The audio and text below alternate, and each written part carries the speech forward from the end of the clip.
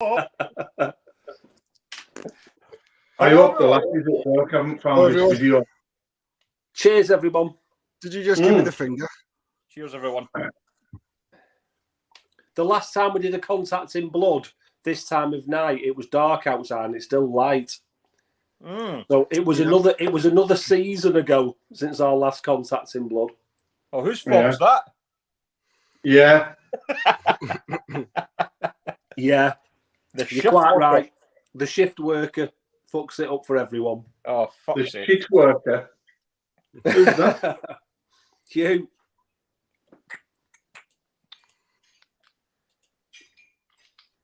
Hi, Nathan. Nathan. Hello, everyone. Right. Wow. How's everyone doing? Oh, Shit. superb. I got shit on today by a fucking seagull. At the garden centre. No, I was walking through working and I just bought my dad a birthday card. I had my phone in my wallet that I keep my cards and that in, and I had a new top on, and the fucking seagull come and shit all down my arm, all over the phone case and all over my dad's fucking card. So I just binned the whole fucking lot. Well, not the jumper, and got in the car sulking. Julie went and put a lottery ticket on because she thought it was lucky. Well, they say it is lucky if a bird shits on you, but do you think that was just made up by that person who got shit on? And went, he's dead lucky to get shit on. Yeah. Yeah, I know. I Or wouldn't to say pacify great. a child. Did you feel like Johnny Depp? Huh? Have you been watching that? Have you been watching? Honestly, she is a She's fucking a fucking. rocket. She's a fucking idiot, isn't she? Oh, man. He is. Have you seen the videos of him? You get videos of funny clips of Johnny Depp in court, and it's fucking brilliant. He's got a Scotsman security guard.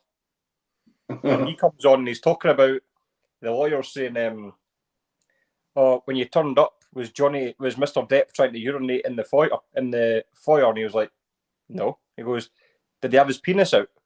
And he's like, I think I'd remember if I saw Johnny Depp's penis. And Johnny Depp's sitting there fucking pissing himself.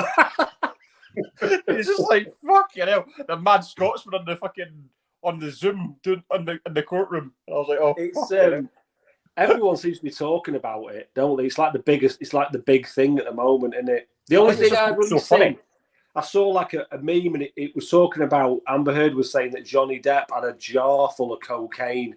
Yeah, and then it goes to a bit of Pirates of the Caribbean where he's got this huge big jar above his head, and he's like fucking dancing about the boat. Yeah. That is literally the only bit of it I've seen. It's fucking bizarre. Anyway, kill her career. I mean, she's crazy, but Johnny Depp's a fucking crackpot as well. Yeah, but I don't think he's guilty of. I don't think he's guilty of what she says he's guilty of. But he's not fucking. He's a bit crazy, He's always been a bit off. He's always been a bit sort of eccentric, hasn't he? He's really eccentric. But I like him. He's Tim Burton's favourite actor. That says it all. Oh, exactly. But I do like him. I think he's brilliant. Yeah, I do too. I'm Team Johnny. Yeah. I think everybody's left. They came to some hot metal chat, and all they've got is Hello TV. So. To be fair, though, if Amber is anyone actually in the chat, Andy, or not? Yeah, we've got a respectful 18 so far. Sorry about that, everyone. Yeah, this is Contact in Blood, not the Johnny Depp Amber Heard trial. But we're trying to stay relevant, aren't we, boys? Yeah. Oh, well, we've got to. I mean, we're going from 1980. I mean, we're about to talk about 1986 for about 3 hours, so I've got to just cover modern day first. Of course we have. But I have to add that if Amber Heard was in my house, I would let her shit on my bed. But anyway, let's go. Yeah. So, how did everybody find the challenge? Mike, let's start with you. Because we know you struggled. Yeah. Well, when we put this out to a poll to see you lot all said everyone will vote 1986, if I remember rightly. And I was like, why the fuck would they vote that? Well, I think how it went was we were all putting out years of what to cover. Now, I think we'll cover probably most of the 80s at a certain time. So it doesn't matter too much, but we kind of wanted to know. I think I put out 1984 and 1986. And then Mike obviously says, I want to do 1985. So, obviously. So we're like, right, the best way to do it is we'll just put it out to a vote. Now, I didn't have anything to do with the voting. I just put the poll up. But I have to say the two front runners were 1984 and 1986. Yeah, and 1985 came last, I think. So this topic we're doing now is by popular demand. It is. It's the viewers that have picked what year we do first. Yeah. 99.9% of this YouTube population voted for 1986. Yeah. So that's why we're doing it. That's what they picked. So that's what we did. I knew I would struggle with this year because I was just thinking, why has everyone picked 1986? And for me, honestly, it's like, I think people, they sort of get fixated on some of the massive albums that's gone on to be like legendary status, being 1986. And then they just go, oh yeah, fantastic year. And I don't think they sort of think about it much deeper than that, really. Your average person, they just think, well, hang on a minute, it's got this, that, and this. But when I sort of dug into it, fucking hell, honestly, for me, I've picked 4 albums out that I genuinely love, and then there's like 25 that I'm like, yeah, it's good, definitely good, but I picked these in a way that if I was stuck with just a handful of albums for the year, could I fucking stomach listening to these? You know, I know you'd probably get sick of any 4 or 5 albums for a year, but I thought these have got the best chance of not making me want to fucking kill myself after the year. Even though I like some other albums of this year, there's no way. I know, and I've listened to loads of albums this week, and I know they're okay in smaller doses than what these are. Sat looking at me now. That was what it was for me. I mean, for me, it was there was like maybe 3 obvious ones that I would want to talk about, and then there was a few that I had to kind of go through, and I was going to play again, and I even played a couple today just to kind of make sure.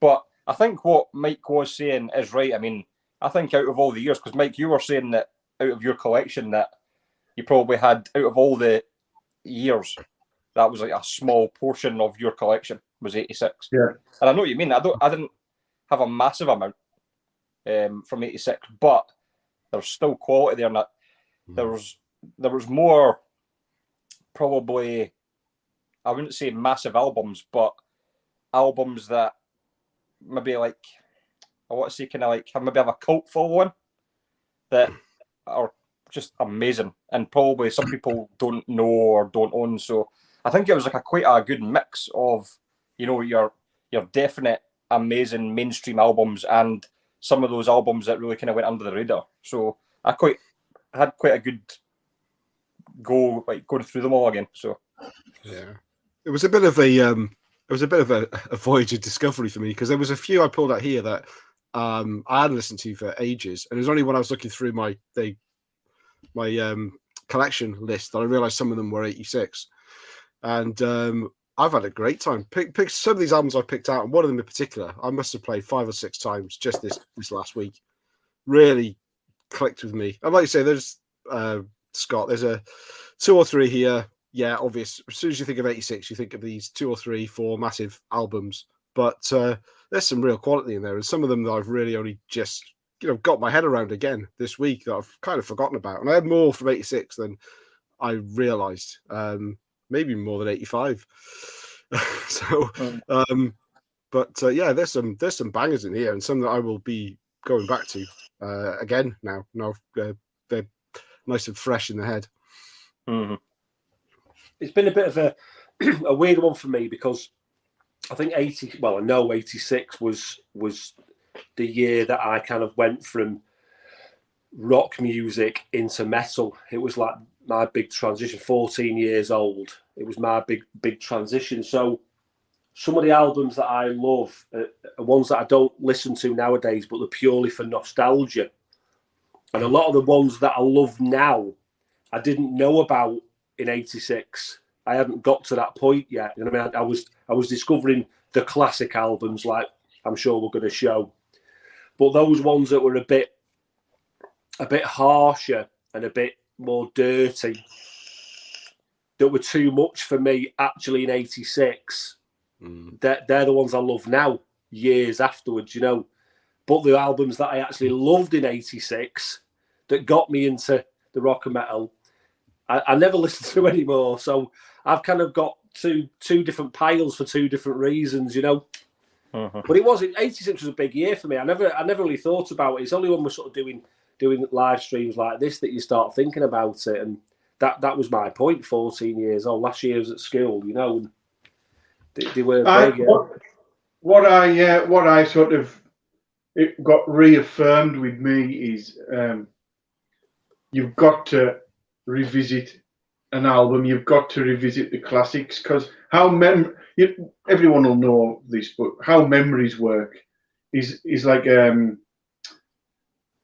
you remember the last time you remembered something, don't you? It's like an analog thing. It's like an old VCR tape wearing out. So if you listen to something and then when you remember it, you remember the last time you listened to it.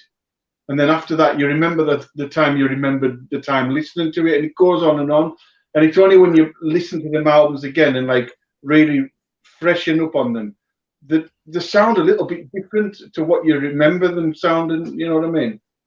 Yeah. Even though you know them like the back of your hand, when you actually get them right, you know, there in your face sort of thing, and you think,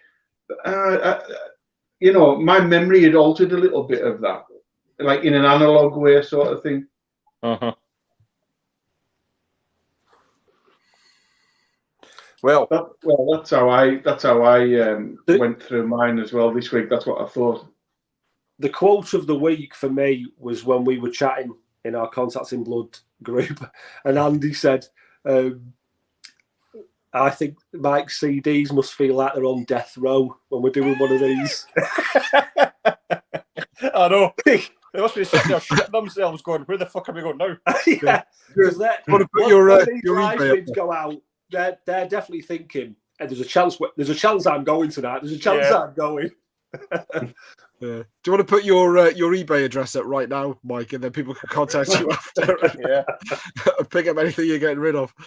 Whatever he shows tonight is going on eBay tomorrow. It's like we think the same things sometimes. We've just got different like expectations of things. Like Scott said through the week, if he pulls if he's got an album in his collection and he pulls it off the shelf once a year, and he listens to it and he enjoys it and then puts it back on the shelf once a year, then he's satisfied with that. Yeah. So, and with me, I'm like, he's probably got a lot more money than me for the start, but I would be like, oh, I'm going to have to live till I'm fucking 200 to get my value before I start and feel like that's value for money. So I can't do it. I've never had any money really. And so I always jump about and try and get the most pleasure, the most enjoyment out of what money I do have. You know what I mean? Mm-hmm. Yeah. I remember when I used to go doing photographs with my cousin, and he was sitting on like thousands of pounds worth of photography stuff, and he threw it in a cupboard, never used it for years. And I was like, why don't you sell it now while it's worth thousands, and then get something new if the novelty ever takes you again? Nah, it's all right, it's not eating out. I'm thinking, I just couldn't sit on thousands of pounds worth of stuff and just say, fuck it. And then it'd be worth 500 when you go back to it. It would break my heart. So, and it's just, God's honest truth, it's just with probably never having as much as other people have that can have a more relaxed approach about their belongings. You know what I mean? Yeah. I don't know. I get that. Yeah, I'm just a hoarder though. So even if I look at things, I see the value, but I don't look at something and think, well, that record cost me a tenner. I've listened to it 10 times. That's a quid a listen. Or I need to listen to it another 10 times, and then it'll be even cheaper. I've just watched your Make Me Laugh video, so you're definitely a hoarder, that's for sure. of something. I mean, that's an irrational hoard. That is. I'm not even a big fan of the song. I'm a bit more like in the same vein as Scott. I'm quite happy to have albums in my collection that I can just play every now and again, and they'll just take me to a place, you know. And I don't need to listen to that again, maybe for a couple of years, but just every now and again, it'll just. I'll just think, oh, do you know? I might be thinking about somebody or talking with someone and telling a story about a certain time in my life, and when I get home, it's like I'm going to put them on. I've not listened to them for years, and I'm quite happy to have them in my collection to do that, you know. Yeah, definitely. But that's what it comes down to. Like, everyone's got their own. I mean, and Mike, and you're the most out of all of us. You're the most brutal with your collection. You're like, if you've got one CD out of place or one CD that you've not listened to, you'll just fucking buy it, and that's it. And I don't really regret it either. I would have to think long and hard about anything I've sold that I regret, because I kind of just put it out of my mind after even when I haven't managed to sell it. If I take it off the shelf and right, that's it. As far as I'm concerned, even if it's just sitting over there, I no longer own it. I'm totally detached from it. It's just something I need to hurry up and sell. That's quite a gift, that, Mike, because I'm if I let something go and then a bit later on, years later, I think, oh, I shouldn't let that go. That bugs me for a long time. Do you know? I think, why did you let that go? It proper like I wind myself up.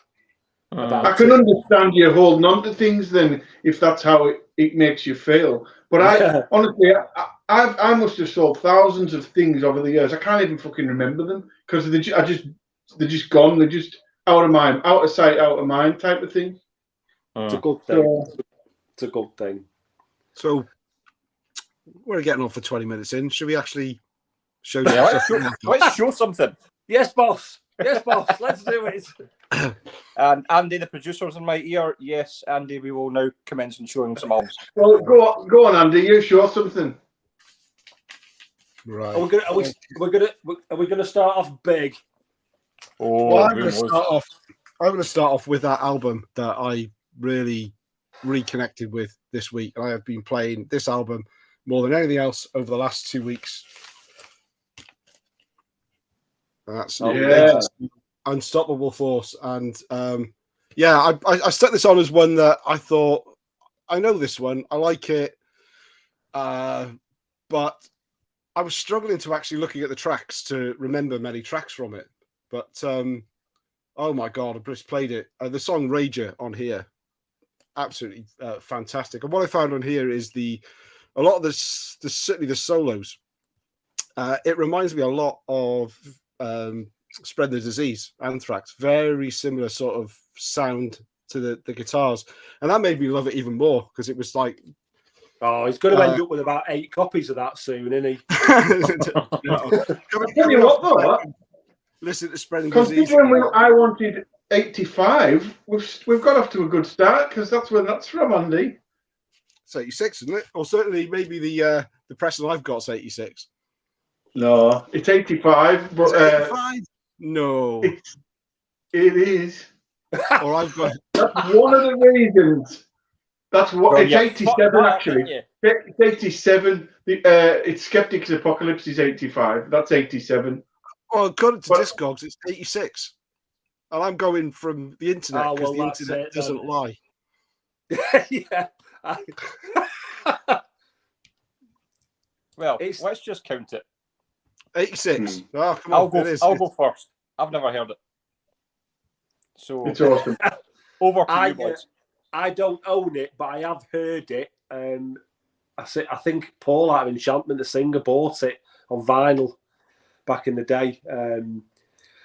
So I have heard it, and it was always a decent album, but I don't remember. It's a long time since I've heard it. But yeah, it's one on my want list. That it's not thrashy. It's more speedy thrash. Yeah. It's got nice sort of clean vocals, but also that really kind of falsetto, screaming, high pitched vocals on it. I really like it, and it's fucking 1986.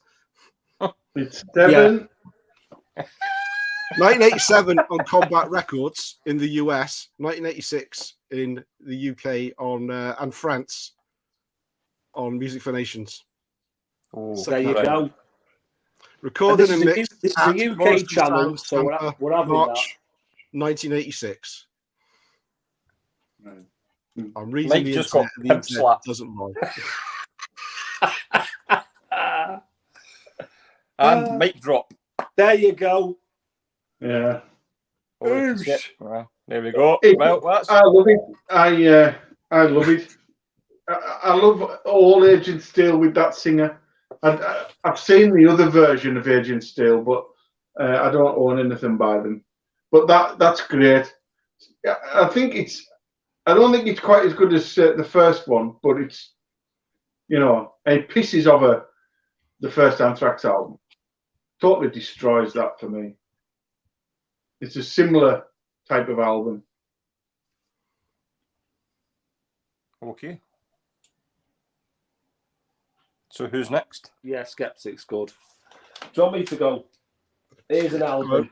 Here's an album that I pulled this out because this is always my sort of go-to album by this band, and I wasn't listening to this type of music. I was still all about just hard rock, and this is what I was talking about earlier about this sort of getting me into the heavier stuff. But Orgasmatron by Motorhead. Whether people, I'm not the biggest Motorhead fan in the world. I like them. This album, though, always resonates with me because a friend of mine bought it when we were on our journey, because he said, "Oh, I've heard this Motorhead are full on. We need to get a bit of them." And I'm talking about we were listening to Bon Jovi in Europe and bands like that, So this was a real departure, and it was fast and it's speedy and it's the whole Lemmy vocals were, even back then, they were quite like, oh my God, I'm not sure if I'm into that really. Now when you listen to it compared to the stuff that I listen to now, it's tame. But whether it's a best of 86, but this for me's got a nice nostalgia attached to it. It's like I say, it's that bridge between hard rock and sort of heavy metal. And the fact that Sepultura end up doing a cover version of Orgasmatron always put a smile on my face. Yeah, I mean, I'm not the biggest Motorhead fan. I never really got the kind of whole, because I know there's guys out there who fucking love Motorhead, and I like Motorhead. I like some of their stuff, but they're not a band I would actively go out and try and get all their stuff. I mean, I've got Bomber, which I think is a brilliant album, and I've got Orgasmatron as well, but I'm not as familiar with that as Bomber. But Bomber would be my go-to Motorhead album.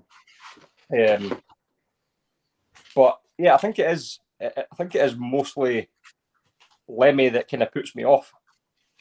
Yeah, I do like the music, but I think it is Lemmy that puts me off. So obviously they've got some great songs, but I'm not the biggest Motorhead fan.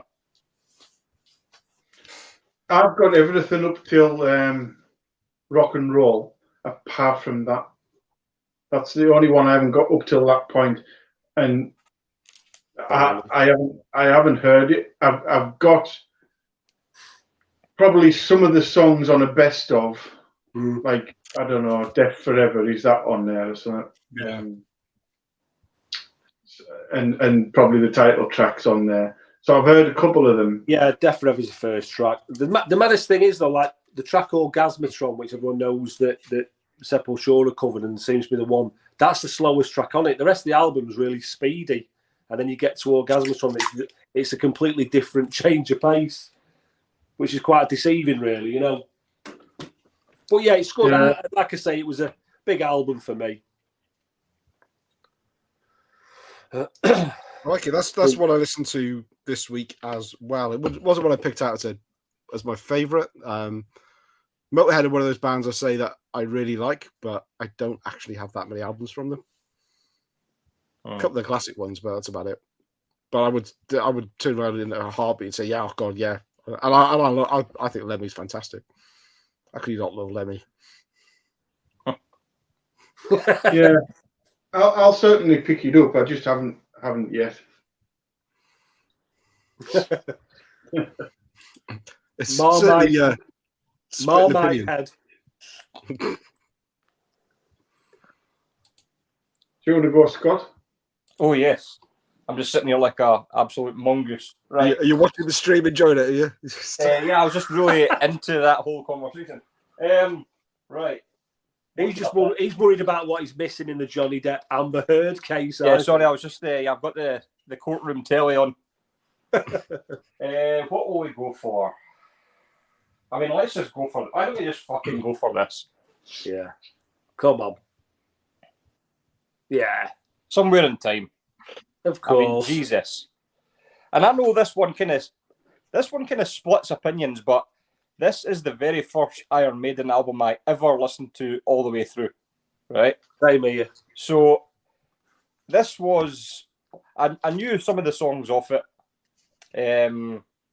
I think it was Stranger in a Strange Land I knew the most off this actually. But when I started kind of like really getting into Iron Maiden, you know the usual ones. You know, Number of the Beast. You know, Peace of Mind. Those, and when I was younger, Brave New World was really big. So let's put it this way: I was born in 1986. So, you know, I'm just a wee young pup. So this was the first one that I actually kind of clung on to when it came to Iron Maiden, and I thought that was the one that I thought to myself, oh yeah, you know, I've listened to like songs here and there, but now I've listened to a full album. I'm like, oh, that is really, really good. And it does have its pitfalls, and the one pitfall in this album, and I said it in a video, is Heaven Can Wait, fucking Heaven Can Wait, fucking Heaven Can Wait, fucking Heaven Can Wait, is a fucking terrible song. But it is when you fucking sing it. Well, fucking right it is. But apart from that, this is an absolute banger. Wasted Years. You know what's so underrated is Alexander the Great. That's one of my favorite. That's one of my favorite Maiden songs, and it never gets spoken in the same terms of, like, you know, Hallowed Be Thy Name, Rime of the Ancient Mariner. You know, these kind of like the 80s, these epic songs. That Alexander the Great is a fucking epic song, and I think it's awesome. Deja Vu is a fucking great song as well, but it's I just like the whole theme of it, the whole feel of it, and yeah, that's like a kind of one of my go-to Maiden albums because it's awesome. Apart from having a so is that your lot number 5? I'm just no, just random. I've like I said before, I kind of haven't got a top 5. I'm just pulling out my favourite albums from '86, really. Yeah, because that's what we did with '89. Because remember, you gave me a row in the last year video that it wasn't a best of. It's just '89. But anyway. See, I went with, well, like I say, I couldn't get 5. I got 4, so I went with my actual favourites. But you'll go around again because I need to go and sort myself out. I don't feel too good. So you'll go around again because I haven't got 5. All right. Well, this album for me though, Scott, mm-hmm. I'd just got into Maiden a couple of years before, and this was the first studio album they released after I got into them, and I got Live After Death, loved it, heard Power Slave, and I was ready for Power Slave 2. This came out with all its synthiness, and I was gutted. And I bought it when it came out. This is my original copy that I got when it came out. And back then, it was when you bought an album, and that was your album that you bought for the month, because that was all your pocket money gone. And I played it to death, and I know it like the back of my hand. But it's always had this thing in the back of my mind where, I know every song here. I know them all off by heart. Can quite happily sing "Heaven Can Wait," not as beautifully as you, but like "The Loneliness of the Long Distance Runner," I think is a really good song. I just don't like the sound of the album that much, to be honest. It's just irked me that I'd waited all my life for a new studio Iron Maiden album to come out, and they'd gone from the "we'll never use synths" to the sound that was on this one, and it just didn't sit with me. I did go on and buy them, and I've got was it Wasted Years, Stranger in a Strange Land. I've got all the 12-inch singles for them. I still bought when they came out because it was Iron Maiden and I loved them. But that disappointment of hearing this. Of course, the cover's brilliant. You can just stare at the cover all day. Absolutely fantastic. But that was kind of what. I mean, that's not even in my top 5 Iron Maiden albums. Let alone my top 5 of '86. Oh. It's funny, isn't it? How albums. We've spoken about this before about your first contact with a band. Somewhere in time. You were all right, Mike? I wasn't. No, I've just been seeking the toilet. I think I'll ease off the Guinness for now, for an hour anyway. You could have got a little bit of bird poo on your lip or something, eh? I know. If I wasn't going to throw up, I will now. Yeah, somewhere in time was my contact with Iron Maiden. So I love it. It's my favourite Maiden album. If I would have heard, sort of going back and listen to Power Slave, I would.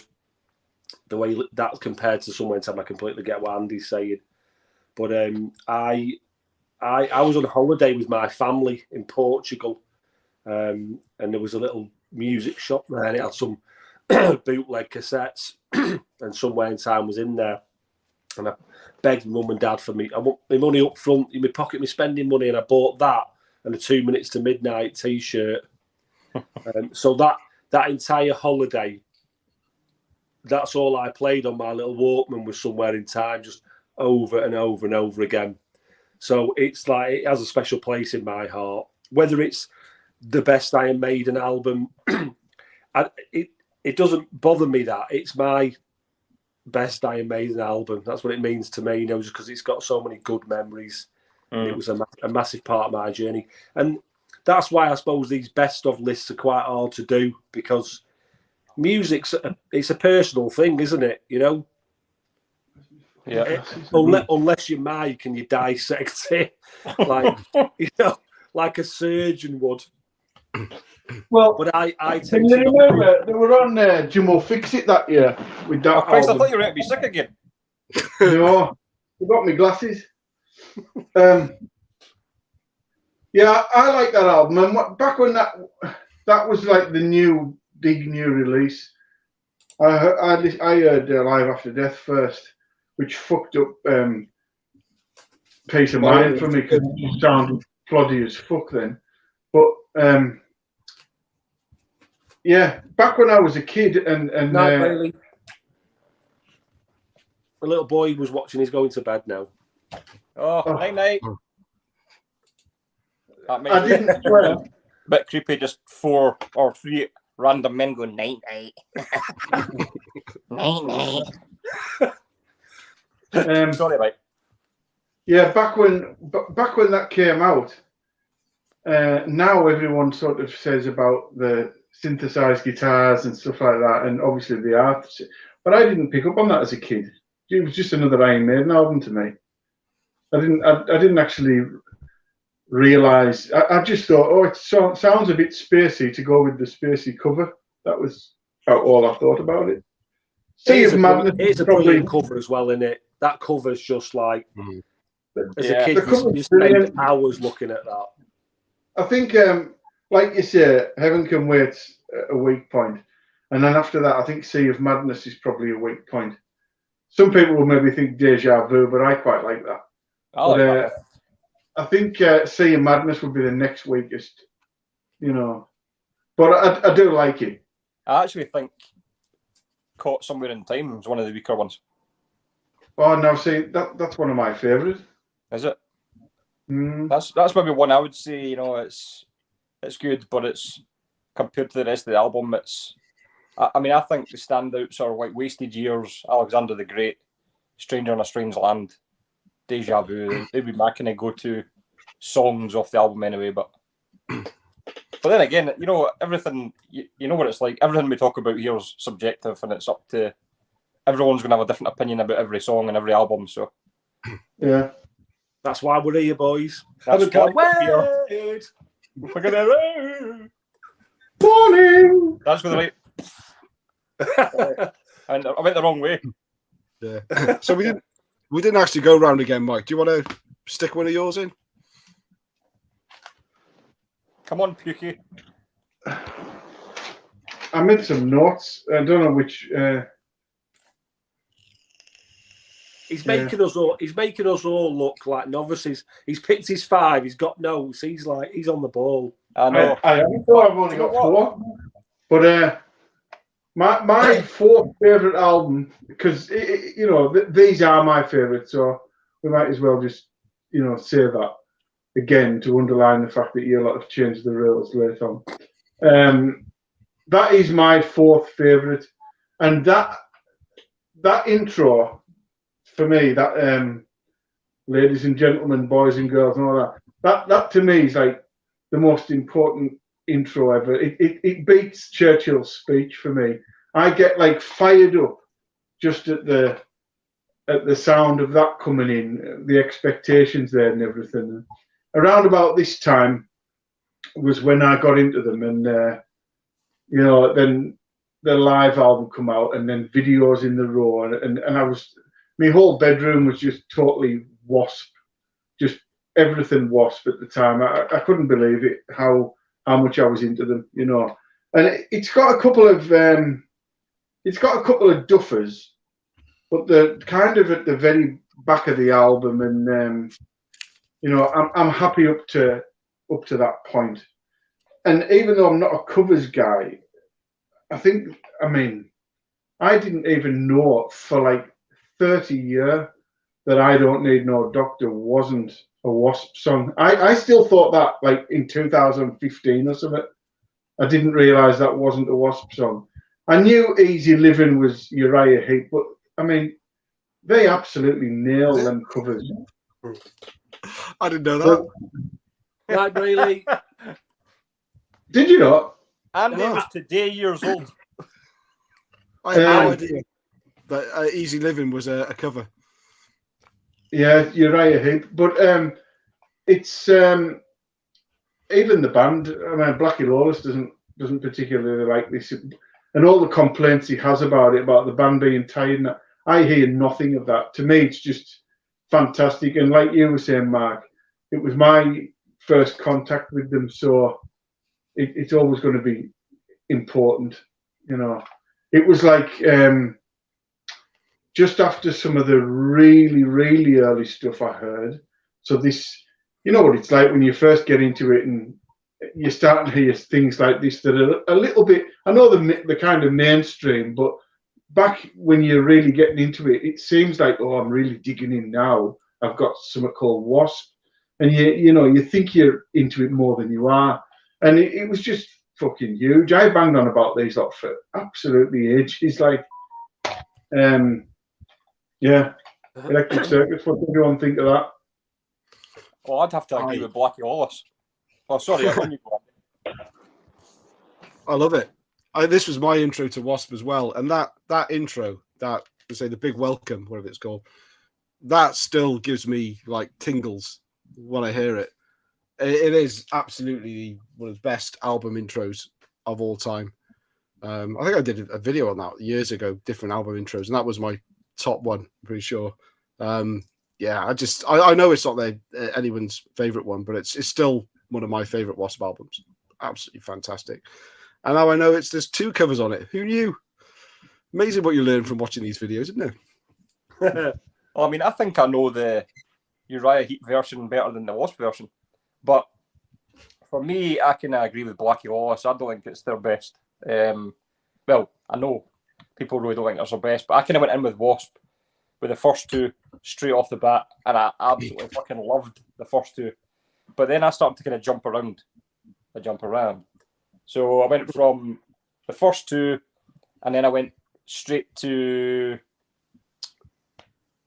oh fucking hell, Crimson Idol, and then I think I went to Still Not Black Enough. It took a few years before I actually got to that album, and by the time I got to it, I was kind of a bit, it didn't live up. I mean, it's different for you guys because that was your either introduction or you were in the zone with Wasp at that time. But for me, it was way past that point. I'd already heard a lot of Wasp before I'd heard that, and to me, it did sound a bit, it was a weak point. So when you look at like their 80s catalogue, is that their third album? Yeah. Yeah, so you've got the first two, then you've got Headless Children. Well, you've got that, and then the Headless Children, and and then the Crimson Idol. It's sandwiched between 4 amazing albums.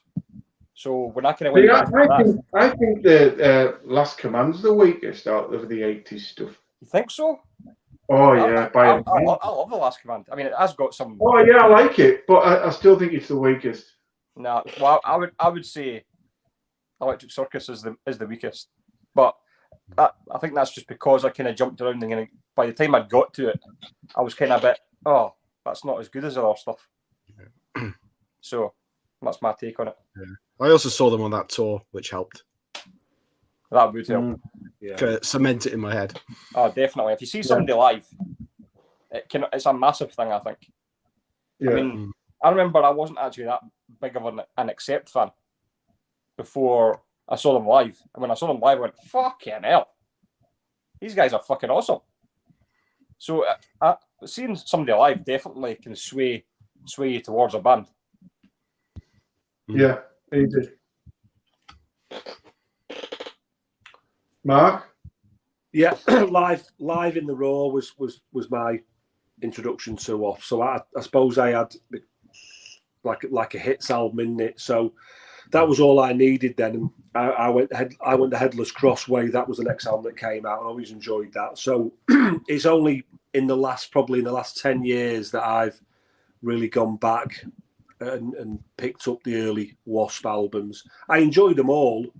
None of them blow me away though. I find that excuse me, I find each of their albums, to be honest, has normally got a couple of just kind of throwaway tracks on it for me. But I do like that's a great album. I like Last Command. I like the first one, Headless Cross, Crimson Idol. I enjoyed them all, and I always liked Blackie Lawless and just his stage presence and his voice. I always felt he was quite an overlooked sort of front man, with the sword on his cod piece, and it was they were an interesting band to me, because I was into the thrash metal. So any band that came on that wasn't thrash had to be kind of a little bit more extreme. And I always thought that Wasp were a little bit like that, and but it's not an album that I've spent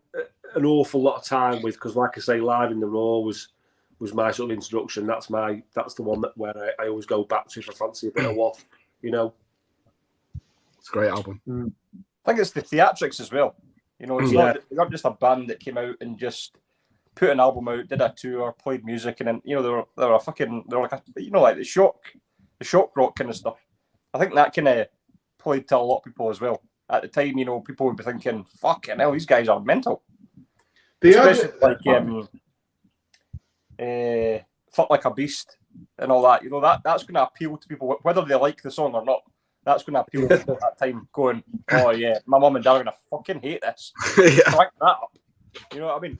At the time, and like around about Live in the Raw time and Headless Children, building up towards the end of the 80s, it felt like they were going to be absolutely fucking huge, and then they just totally petered out.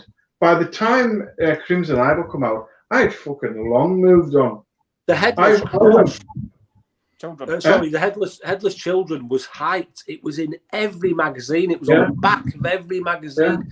It was a massive deal, you know. Yeah, and then they just seemed to go to nothing. And then by the time, mates of mine would say, "Oh, you should try the Crimson Idol," and I was like, "Fucking Wasp in '92? You've got to be joking! I'm not listening to that shit now." You know, I went back years later and ended up liking it. I only like it. I don't love the album. I like it. Sounds like the Who to me. I've always loved Black Wallace's voice, though. He's always Right. He's like unique. Sounds like Noddy Older. No, he doesn't. He does. Mike sold it to everyone there, didn't he? Oh Jesus! Come on, feel you just fucking ruined the Wasp for me now.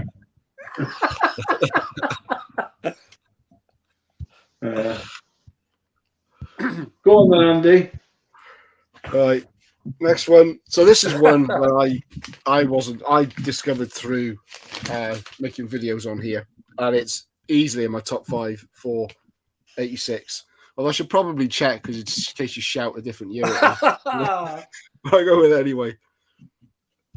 Sword Metalized. This is phenomenal. It is a brilliant heavy metal album, bordering on epic heavy metal. Another one that I played this week quite a lot. But I discovered it through the VC. Originally had it as some VCLT. Never heard of them. Thought, what's this? Love the cover. Just epic heavy metal. Yeah, 4-piece Canadian. Do you know these? Who knows? You know these, Scott, don't you? So, these are. Back me up. This is a band I actually discovered through making videos as well. It was quite early on, and I can't remember who showed it, but it was one of those album covers that I thought, oh yes, I am going and I'm checking that out. And after the first song, I was like, I am fucking buying this. Because you know how important a first song is? For me, it's very important. I don't know if that might be an obvious thing, but a lot of albums are sold to me on their first song. And that one was sold to me on their first song. And I actually never went out and bought it, but I did go out and buy it, but I actually found it digging in Record Shack. So, you're flicking through and I just went, oh yes, that's fucking coming with me all day long. And I love that album. It's just, there's it's quite, there's nothing like totally, it's a weird one because nothing really stands out about it. It's just a solid heavy metal album from start to finish. Do you know what I mean? The vocals aren't awesome. The guitars aren't awesome. There's nothing that you can really say you can pick out. It's just play it, sit and listen to it, fucking enjoy it, and that's the way I feel about that album. Second album is brilliant as well. I used to own it for like a week. I bought it on vinyl, and then no, I enjoyed it. I sold it with a load of records, and I didn't connect with it, but it wasn't because I give it enough attention. I know I didn't. And then it went, and I can't even remember anything about it. So I wouldn't say I didn't like it. I might as well not have heard it for what I can remember. So I've no idea. I've never heard of the band or the album until I started really watching people on YouTube. And then I've seen it mentioned quite a few times, and I've had a little look out for it on eBay and Amazon, and I've never seen it for a decent price, but I've never heard it. I still, if a lot of people recommend an album, I'll think, right, I've got to put it on my list, and I'll just buy it off the back of that. So I've never heard it. I've never felt the desire to stream it to have a listen to it. I kind of know that it's revered, and I know it's going to be good. So if I ever do see it for a reasonable amount of money, I will pick it up. But yeah, so I've just remembered. I was looking on the back. So the lead singer is this.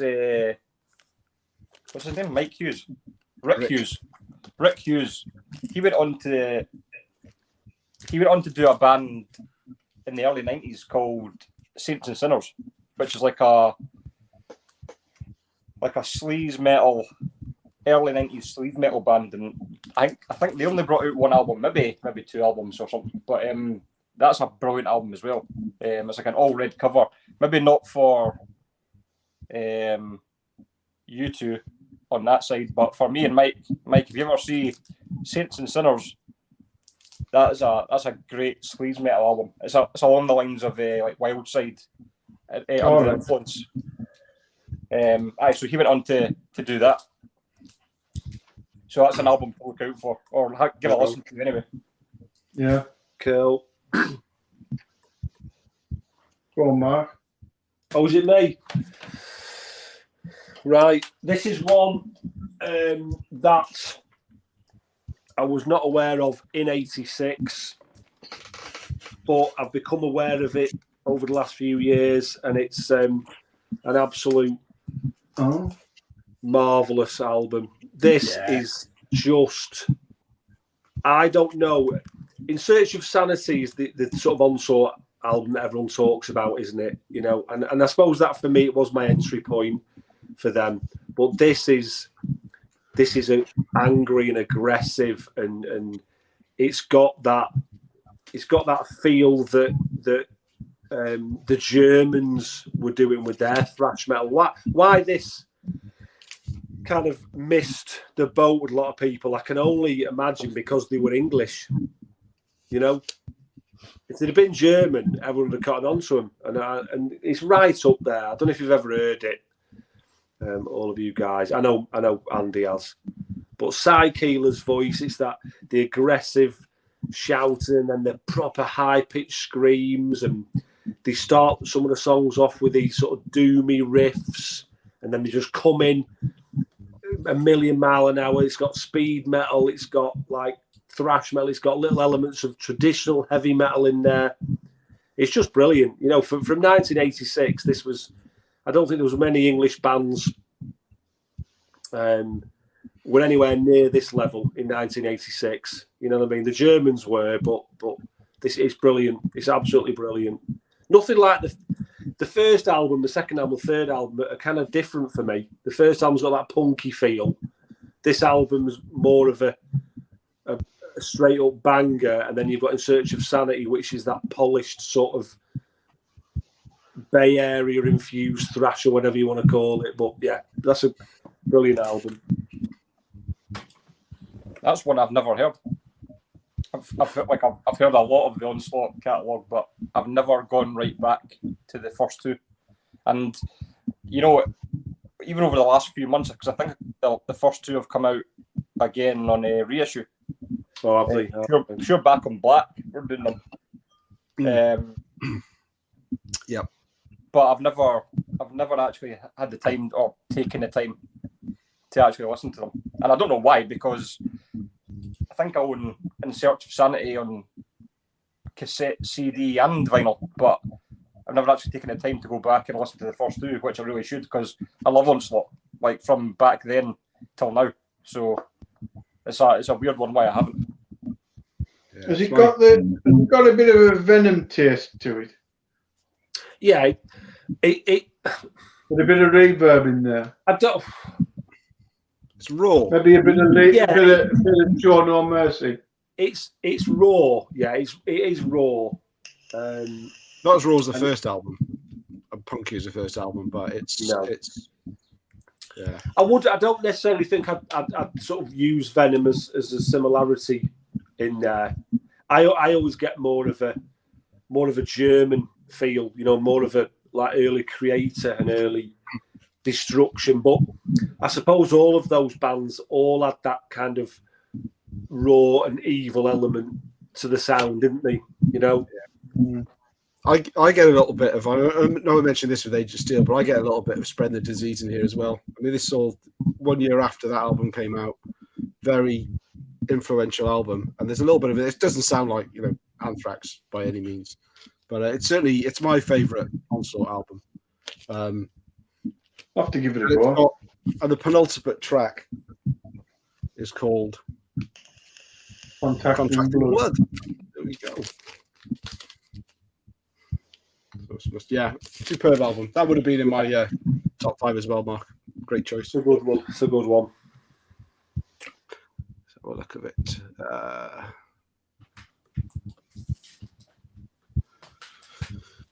Me then. Yeah. Okay. I'm going to go for Hex and Under the Spell. This is a fucking banger. I'm just going to say that straight off the bat. I actually listened to this twice today. When I was in the car, I thought, I don't need to, but I'll stick it on. And my God, this is shit hot. So it's basically, if you take Judas Priest, Painkiller, and stick Dio on vocals, you get Hex, Under the Spell. It's fucking awesome. And I mean, that's, I don't know really what else to say, because that's like the two main things that stand out. It's just like Judas Priest music, heavy, that kind of crunchy guitar from like the late 80s, 90s from Judas Priest. And then Dio, who's got this like, you know how like when Dio sings, he's got this kind of, it's like theatrics when he sings. It's not just him singing a song. He's got this kind of raspy, he's up, he's down, he's slow, he's soft, it's like he's telling you a story. That's what this is like. It's like there's theatrics in the singer's voice. I don't know who the singer is. But it's even the vocals are enough to just suck you right in. It's like he's trying to tell you something. He's trying to like explain a story of whatever it is the song's about, and it just draws you straight in, because it's like almost like Dio times 10. I think it's just Dio just tweaked up a little bit, and it's just absolutely fucking awesome. So yeah, I tried to put out more CDs for this because I'm quite close to my camera, so I'm like that. That's fine. Yeah, that's fine. Yeah, just do that. Yeah. That's far better. Yeah, if you've not heard Hex, this is fucking brilliant. Is it the same Hex that sort of were more of a thrash band later on? This is only Hex. Yeah, with the thing where he's opening his head. Yeah. It's okay, because I've never heard that album. I've seen you show it, and I'm sure I've seen Mike. Did you have that on vinyl? Yeah, and I'm sure is this our second album? It's a great cover art as well. It's always piqued my interest, but I've never heard it. But I need to. I do need to. And you can't really see the artwork. The artwork's fucking quality as well. Yeah. There's a little taste of the underground American power sort of. Yeah, it's got edges of kind of US power. Like Savage Grace and a little bit. Yeah. But there's a bit of that in there as well. I wouldn't go as far as that. No. But it is on the cusp of that kind of US power metal. Yeah, because it's harder than both Dio and Judas Priest, but it's such a mix of the two as well. And you're talking a little bit of Savage Grace shoved in. That's what I think anyway. Fucking banger though. So that is definitely in my top 5. I've never heard it. Should we show? I've seen you show it, but not. It's not one that I can talk about. Don't know it. Well, then you're sick. Although I do like the idea of the sound of Painkiller with Dio on. Yeah, I've never had Halford on Painkiller. That sounds ace. That's on my want list. Shall we show some more so we can? So Mike doesn't have to worry about any of the ones he's showing. Mm-hmm. Hey, what about one, Mike? Yes. No, I'm joking. I'm Oh, joking. fuck off. That's definitely not going in there. But I had to get it out just for Mike, just purely for Mike. Terrible. What I'm really going to show is this one. No. Yes. Oh. There we go. I'm joking. One of these kids is not like the other. Like Sesame Street, isn't it? There you go. Oh, I'll start off the same as Scott. This is a fucking banger. Oh, fucking banger. It is. It was close. Again, this wasn't my I'm not great accents, but this wasn't my first contact with Nuclear Assault. The Plague after it was, but this is just ace. This is just brilliant. It's speedy. It's kind of raw. It's loose, but there's some superb riffs in there. You know, the last track, Brain Death. You know, starts off acoustically, and it just draws you in. There's even, you know, Dan Lilker getting involved with a little bit of sort of My America. You know, he's almost like his grindcore leanings when he was going on to Brutal Truth. You could tell it, he had that about him. But artwork, logo, music, just as Darcy would say, this is a thrasher piece. This one, absolutely brilliant. And I love Survive. I love Handle with Care, but I like the older I'm getting, the more raw and sort of dirty the music I'm enjoying. You know, so when it's got that sort of youthfulness to it and a little bit of naivety in the production values and the guitar sounds and things like that, I'm just a sucker for it. But it's just brilliant, just a brilliant album. Do you not think Hang the Pope drags on a little bit? Yeah, it does. You know, A bit progressive. It's probably 8 seconds too long in it, that one. Yeah. Has that got Sin on it? Yeah. That was actually this album wasn't my. It was kind of my intro to Nuclear Assault because I had the 12-inch single of Brain Death, and I absolutely, it's still my favorite Nuclear Assault song. And if I couldn't have any Nuclear Assault albums at all, I would just take the Brain Death 12-inch and take that to my island and listen to that all the time. It is one of my favorite thrash songs. It's got all it's got the slow drawn out bit that is just incredibly repetitive, but I almost don't want it to end. It just slowly builds, and then the lyrics are superb as well. And I didn't actually hear this whole album until, probably about 7 or 8 years ago when I got back into getting vinyl. It was way up on my list to hear Brain Death in the context of the album. And probably my favorite Nuclear Assault album as a result, just because of that song. Yeah, my go-to Nuclear Assault was always Handle with Care. But see, after we did the thrash debut video, and you know you dive deeper into the albums and you play them back to back, that was a standout for me. It's like you say, it's a fucking banger. And Brain Death, I mean, it's the best song on the album. It's probably their best song. It's awesome. So well worth being in your top 5.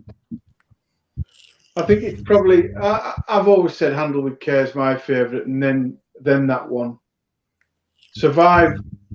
I'd still love Survive, but it was never me first or second. But it's great. It's just a shame that they're kind of short-lived, because after Game Over, after Handle with Care, I was like kind of lost with them. But I don't know whether or not I cared about the My American and Mr. Softy and stuff like that nowadays. You know what I mean? It's a bit like, but it was really good at the time. You know, it's just what the doctor ordered at 14. Yeah, you're dead right. Yeah, whether you don't enjoy them when you're approaching 50 as much, you know. No. I think there was a thing, New York thrash had that about it, didn't it? You know, Anthrax were the same. There was always that element of, you know, humour. Yeah, they never took themselves too seriously, you know. Yeah, I see Nuclear Assault still when they looked exactly the same. When John Connolly had the black shorts on and the long hair, no top on, and the flying V, and that they were opening for Exodus, and I couldn't believe it. I just thought it's just as if someone's pressed pause on 1989 and then fast forward on Exodus. They were fucking dreadful, but Nuclear Assault were just fantastic. I saw them live when they toured. Survive had just come out. They played with DAM and Seventh Angel, and they were so good. I just remember Dan Lilko. He was about 3 foot taller than John Connolly. He was just huge. He was just stood behind him, and he was like Sideshow Bob. You know, he just covered just hair, sleeveless t-shirt. His bass was by his knees, and he just stood there playing while John Connolly. He was sort of, you know, just this little sort of ball of energy. They were brilliant, absolutely brilliant band. And Handled with Care that's a cracker of an album. That they knew how to write a riff. That's for sure. Yeah, superb. Right. Well, so when I was listening to my albums this week, and I sat in this room and I turned them all up, like when we did the thrash debuts, and I put the Legacy on and cranked it up. I was like, fuck me, this is just mind-blowingly good. 35 years on, that's ridiculous. And I put this album on, not expecting to feel like that. And I just said to Julie today, when I show my picks for tonight's video, people are going to hate them all. They're going to be like, "Oh, what the fuck?" It doesn't matter though. It's your choices. Yeah. But like I've reiterated a few times tonight, these are the things that just blew me away this week, you know. And I've not felt the need to hold up something harder or anything. I've just thought, you know what, whatever makes me feel alive again, that's what I'm putting on. And honestly, and you're going to go, what the fuck? But oh, God. Slippery when wet. No, I knew you were going to pick that. Yeah. What are you talking about? I knew you were going to pick it. You're fine. I knew it. Like, you're fine. Pick it, but I'm going to look, Mike. Look, I knew you were going to pick it. We need the only ones that I wasn't keen on was Without Love, which is just it's a bit throwaway, and Social Disease is a bit throwaway as well. But I even enjoyed listening to the talky shit at the beginning of that and thinking, oh God, you know, I remember this as a kid. But the rest of it, even the singles that I should be absolutely fucking bored shitless of, I'm just not. They're just fucking awesome. It's like the sort of joint first album I heard, and like Appetite for Destruction and stuff like that, I should be bored of them, and they are so standing up better than a lot of other stuff. I've liked everything that everyone's shown tonight, but they're just the pale in comparison. Game Over is not going to get me fired up, believe it or not, like that did on Monday night. Unbelievable. I nearly sort of messaged you a lot earlier in the week, and I thought, no, I'll sit on them and just say no. But I just couldn't fucking believe. You got to show what moves you. That's what I'm doing. Yeah, absolutely. Yeah. That was one of the first kind of hard rock albums I ever picked up. I actually picked up that album and Appetite for Destruction on the same day. I was in a shop and they were both on a they were both on a kind of sale shelf thing, and I was like, all right, I'll take that. I quite like Bon Jovi. I've heard the hits off that album and picked up Appetite for Destruction, and at the time I thought, fucking brilliant, absolutely brilliant, loved it. I still love the hits off it, You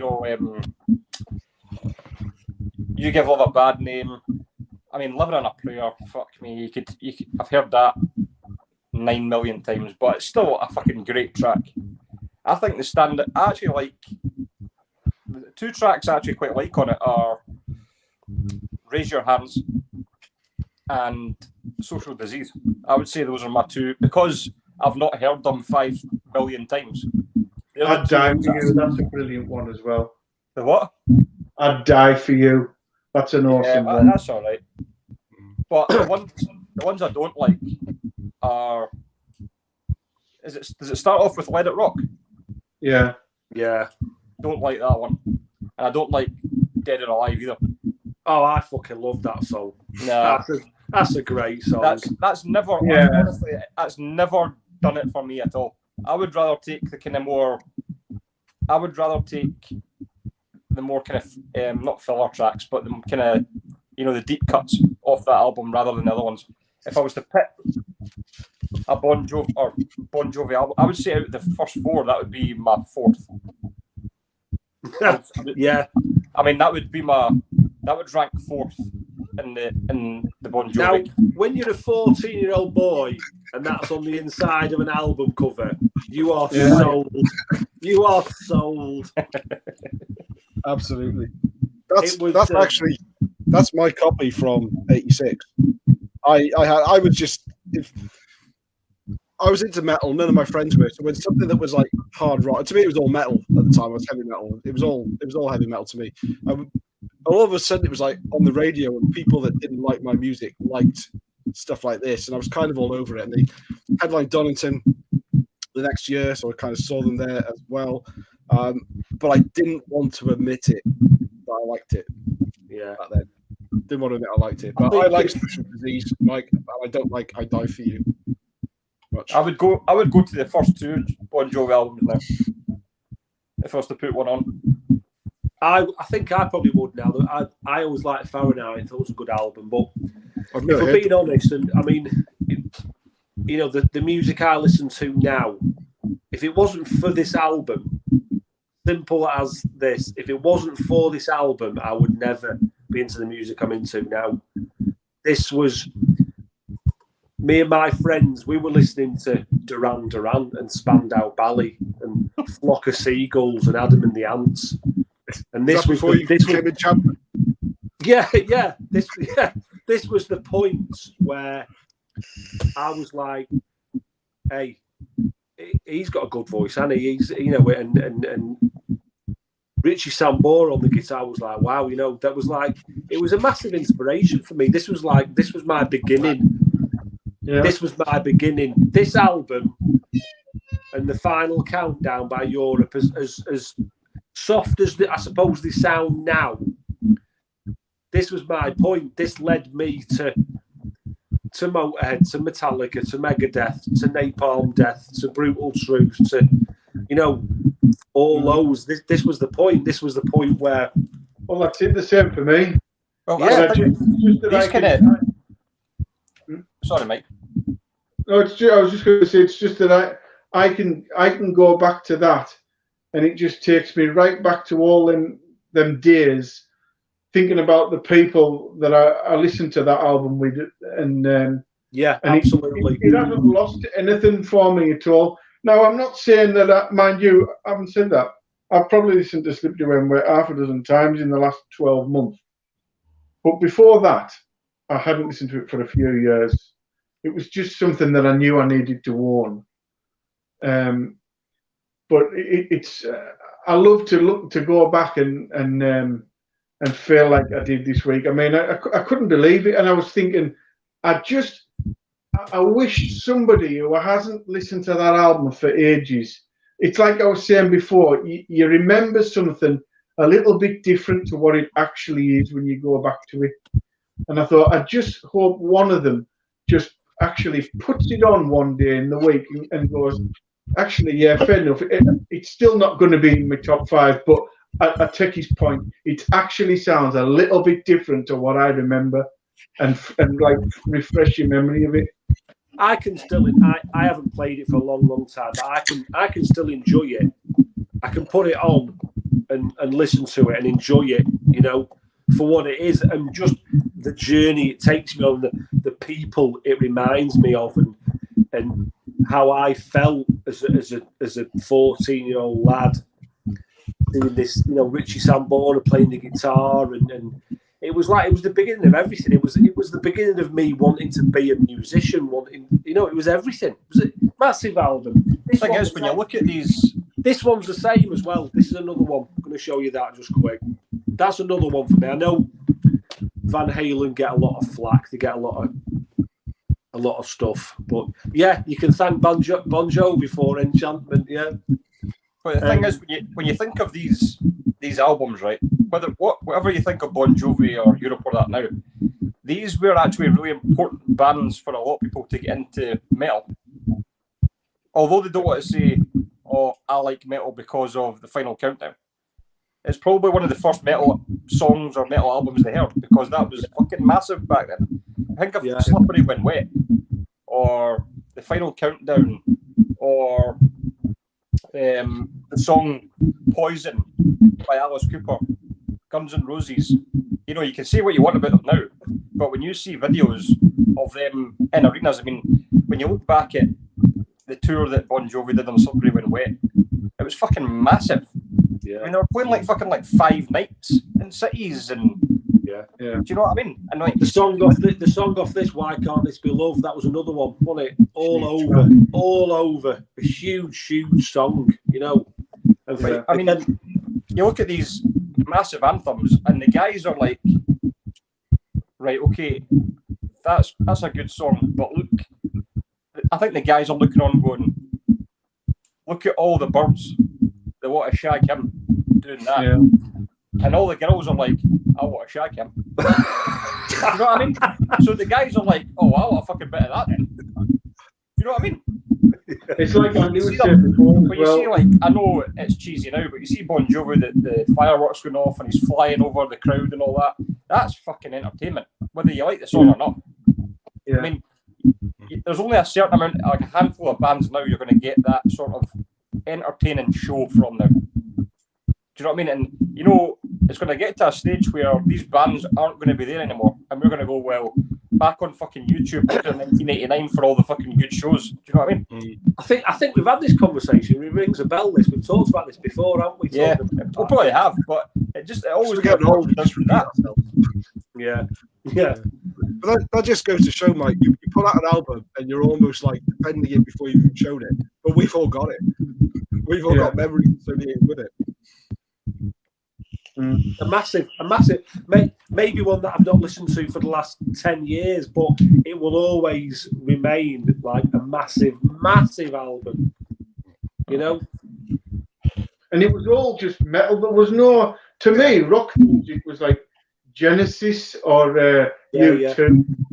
From Europe on was heavy metal. Yeah. Even Heart were heavy metal to me in 1986. Yeah. I know that probably sounds ridiculous, but when that but Bon Jovi in Europe, yeah, to me they were heavy metal. Yeah. At the time they were. There's no doubt about it. There wasn't all them genres, was there? Yeah, there you go. Yeah. So, actually, Mike, there's a bit of there's some feedback coming from your Mike. I wonder if you could just like pop out. Mike. Yeah, you've got a bit of a. Yeah, Mike. Like that's fucking better.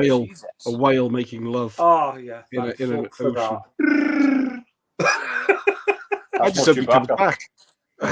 He's all on edge, isn't he, Paul? Lad? Was that a Scottish Chewbacca? Yeah.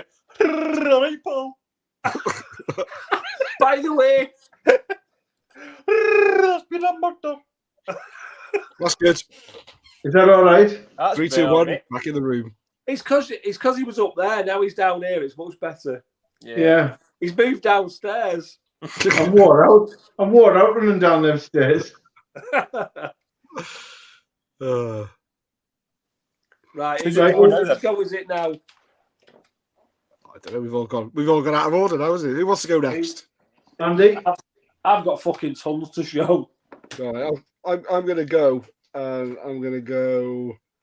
How long we got? Well, this is a favourite one, but because Mike went out on a limb and he showed us his soul by showing us his Bon Jovi. As long as it's just his soul and not his arsehole, we're all right. Yeah. Is our soul? I'm going to go for an album that is massively maligned, but I love it from '86. Do it. Yes. Yes. Turbo. I think this album's great. Now, in a ranking video of Judas Priest, I would probably leave this one out because it's almost incomparable to anything else that they did, apart from maybe Ram It Down. But as a standalone album in its own right, I just think it's great. And my intro to this album wasn't this album, though. It was the Priest Live album, which is the live album that they toured on this one. So it just hear the songs and hear them on here. And I love just about everything about it, even though some of the songs are a bit naff. I still love them. You know, things like Parental Guidance and Private Property, they're a bit naff, but in a good way. Though. Rock You Around the World is just cheese, and I love it. But songs like Out in the Cold, I think it's a brilliant song. Banger. Turbo Lover as well, I really like too. Locked In. But yeah, the album that usually comes at the bottom of everybody's Judas Priest ranking, I just think it's fantastic. Apart from Scott's. And what do you think of all the time changes in that? Oh, well, I can keep I can keep up with the initial the time change when they go from nothing to the sound. Yeah, and I'm on board. Eddie Lee's fucking job's safe, wasn't it?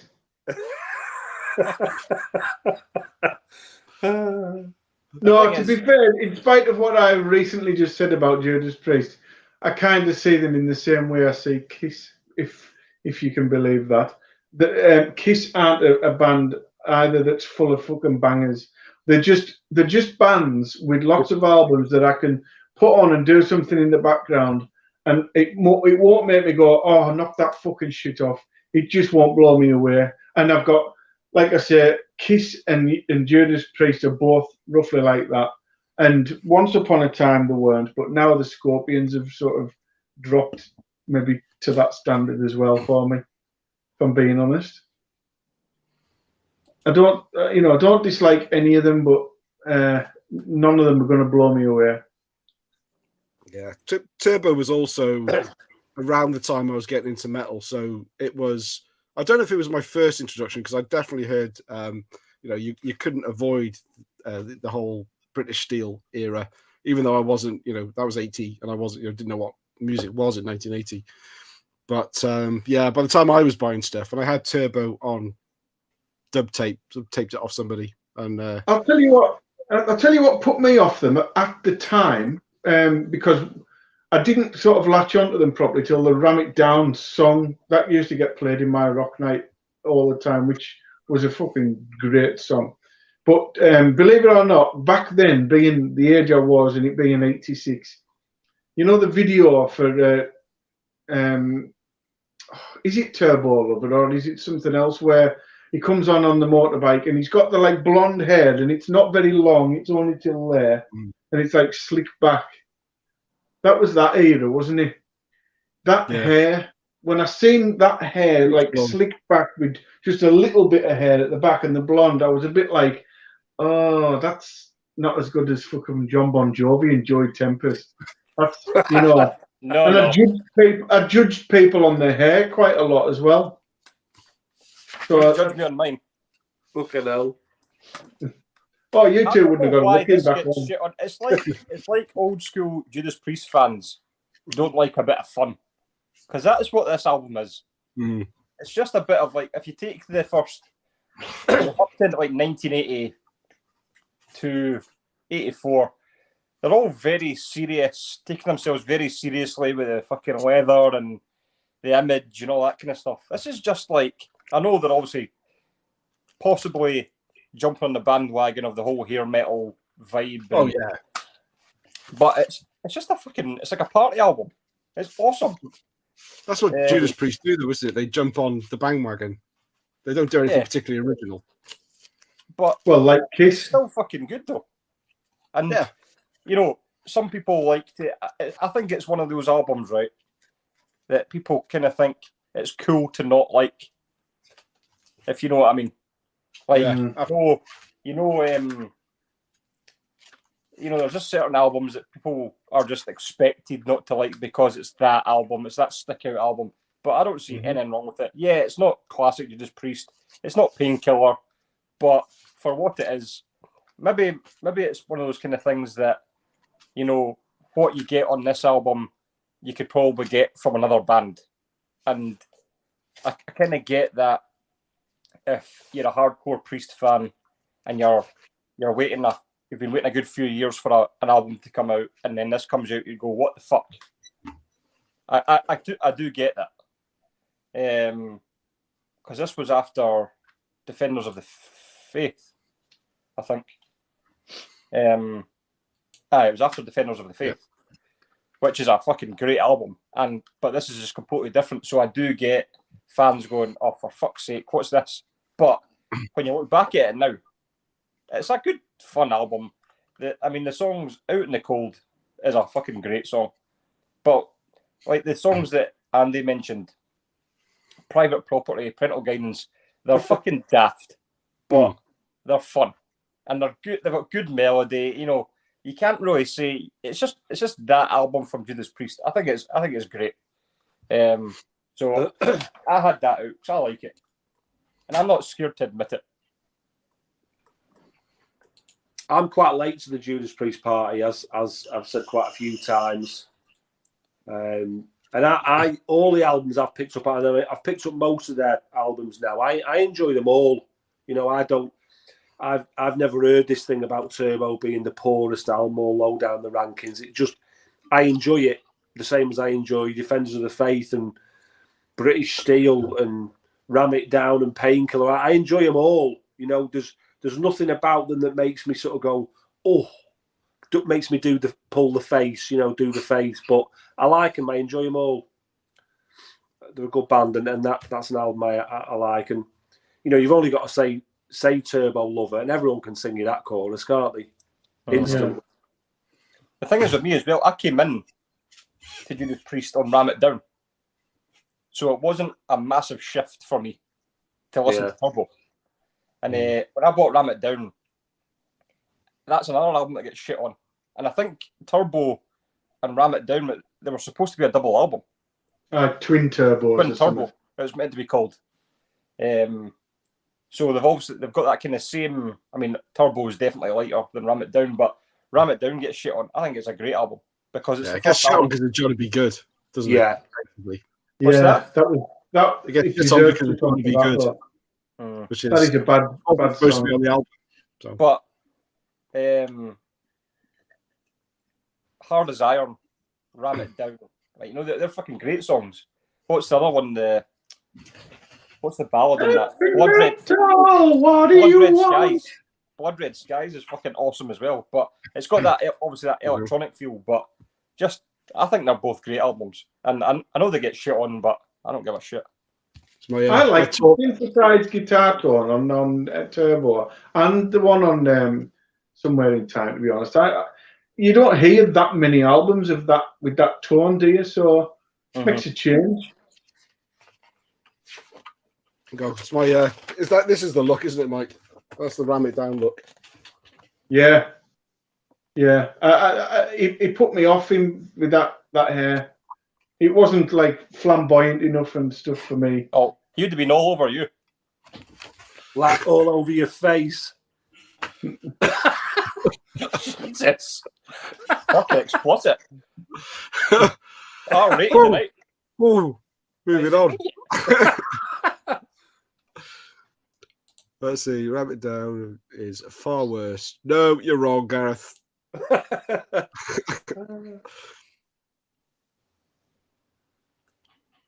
Yeah, those are probably two of my least favourite Priest albums. I'm not a big Painkiller. I didn't get Painkiller. Them trying to be thrash. The same way as Turbo, them trying to get on MTV. It's...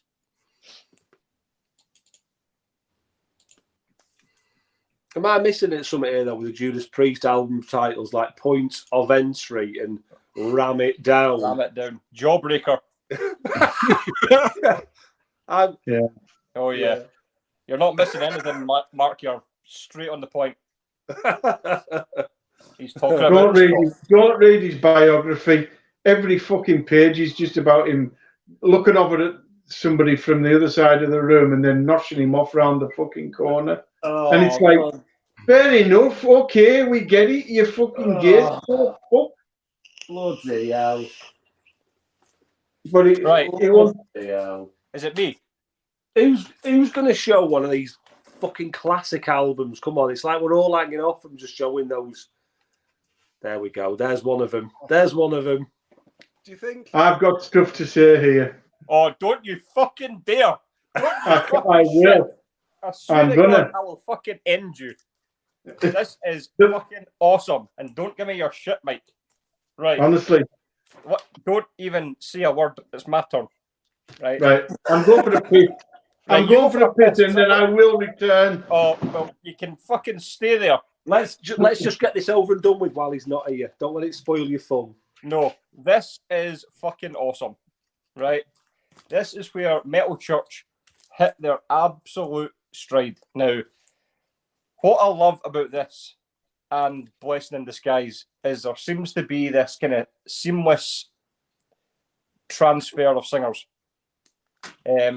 Just two of my favourite Metal Church albums. I always kind of was drawn towards Blessing in Disguise because it was the first Metal Church album I owned.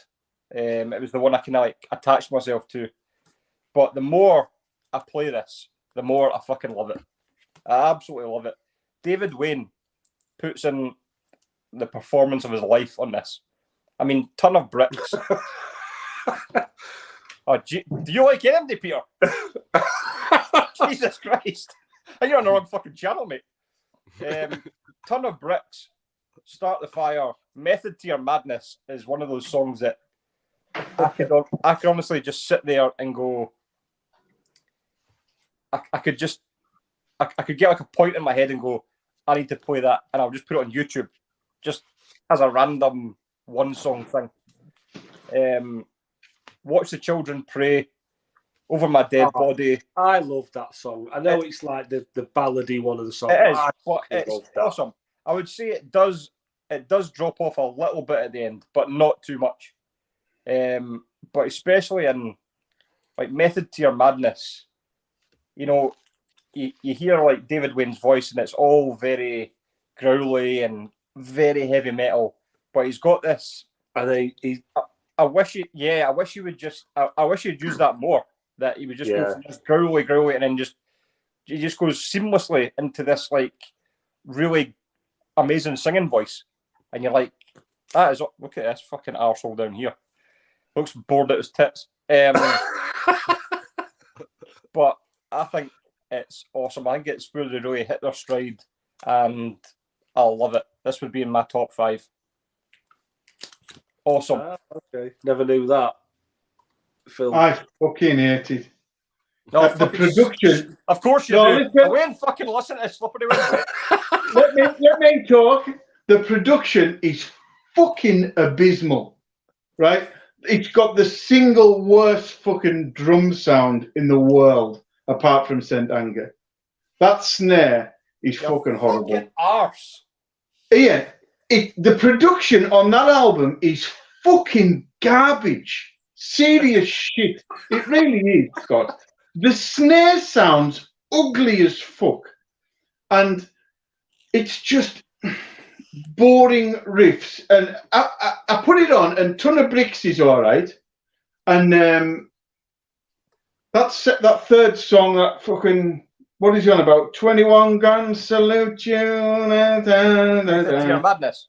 Right, so that plays along, and then every time I put that album on, that song comes on, and I zone out, and then that line comes in again, doesn't it, later on, like 3/4 of the way in, it comes back in with the 21 Guns Salute You line, and I go, oh, fuck me, is this still on? And I'm not joking, I zone out every time. Then later on, the title track, The Dark's long as fuck. It's just boring. Watch the Children Praise good, and there's a great riff. I think it's on the middle eight of, is it Psycho? Is that the name of the song? Yeah. It's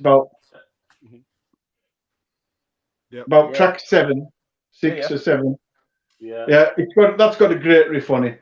But it's the production's fucking shocking that it ruins it. So I've never been able to get past that terrible sound. The drums are fucking awful. And I've never been able to get past that enough to start enjoying it if I was ever gonna. And if you look on Wikipedia, right, it even says the band have accepted these days that the fucking production is woefully fucking overproduced. It's fucking horrible. It's that American power metal. I fucking can't get into it, to be honest. Yeah, I hate it when you hold back, Mike. I really hate it when you hold back. I'd rather... Yeah, don't sit on the fucking fence or anything. You know what? I bought again. This is one that I bought from. I actually bought in '86. My original copy. It was somebody earlier in the comments mentioned they got it as a blind buy. There we go. Sean, I did as well. I got it as a blind buy because I thought it's got metal in the name. It's got to be metal. And I needed to buy something, obviously. And it took me a long time to get into it. I hadn't heard the first album. And David Wayne's vocals, I made myself like originally. At that age, I really like this album now. I wouldn't pick it as my top 5, but I made myself really like this album because I bought it. I love it now. I like it, Scott. Just calm down. It's all right. But what I've still got in there is this page from Metal Hammer. And it just shows, like, you know, in '86, when he didn't really care, you might still be able to see I had this stapled to the inner sleeve so I wouldn't lose it. So I would also have this. And you can imagine putting the record in and out with, like, staples stuck at the top. You're still going to see the marks there. So, you can't see the marks there.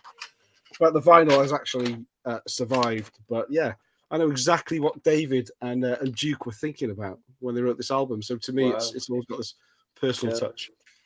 I found out about Metal Church through the fact that I think when James Hetfield had an accident, either skateboarding or something, and the guitarist from Metal Church stood in for a couple of Metallica shows, played the guitar for James Hetfield. Yeah, didn't he? Yeah. And that was, so I thought, I'll need to check them out. And I bought that album. Again, it was a blind buy back in those days. And I was like quite shocked at how I was expecting to be a thrash band. And they weren't, you know. But I liked it. I thought it was decent. But the stuff I'm into, the production doesn't bother me. You know, I've got no. I like it raw. I like it rough. I don't really care about it. So it kind of doesn't have an issue for me. But it's an okay album. I think I prefer Blessing in Disguise. Yeah.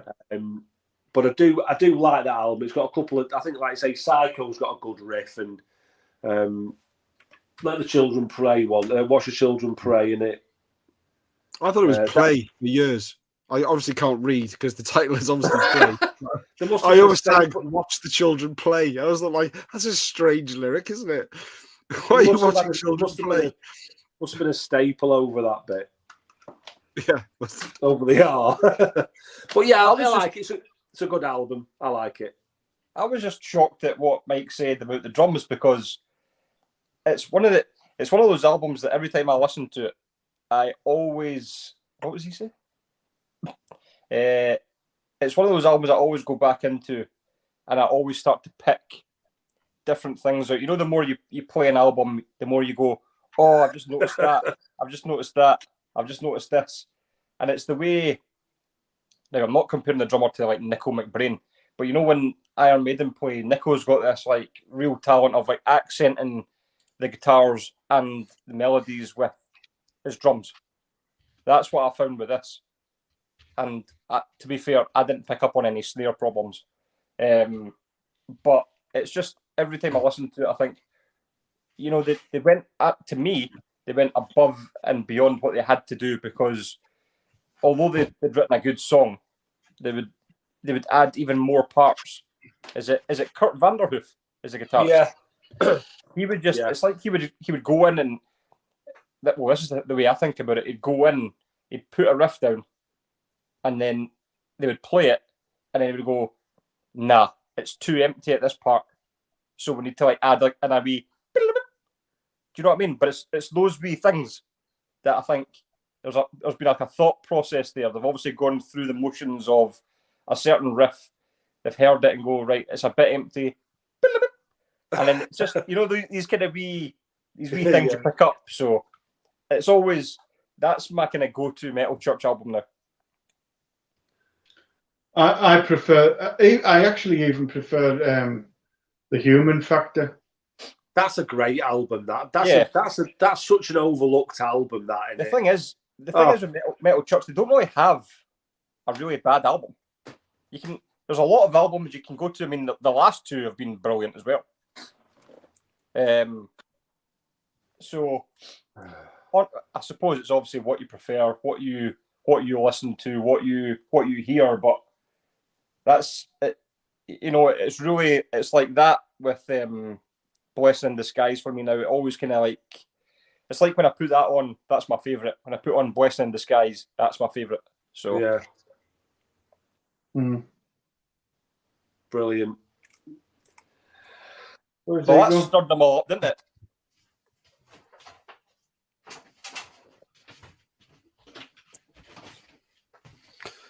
Never heard of it. Oh God, I leave you for 1 minute. I don't need to say anything, do I? Mark's showing this random album, but nobody knows what it is. Do I need to say anything about that? There's obviously a few absolute classics that are going to pop up, so I just thought I'd get on with it.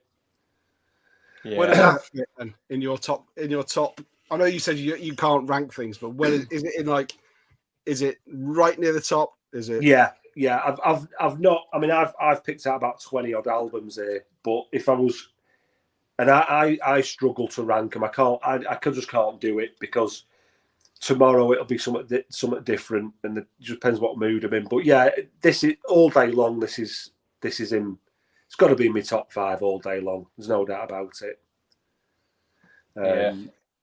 Just P-Cell, seeing that video on MTV and the riffs, the whole imagery, the artwork.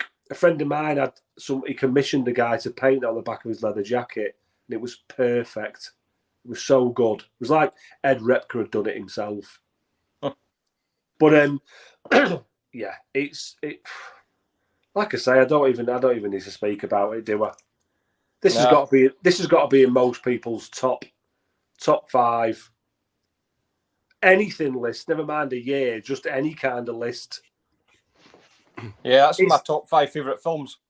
Yeah, well, it's that good. I think people who don't even like heavy metal should have this in their collection. It's that good. Yeah, it's a classic. It is an absolute classic.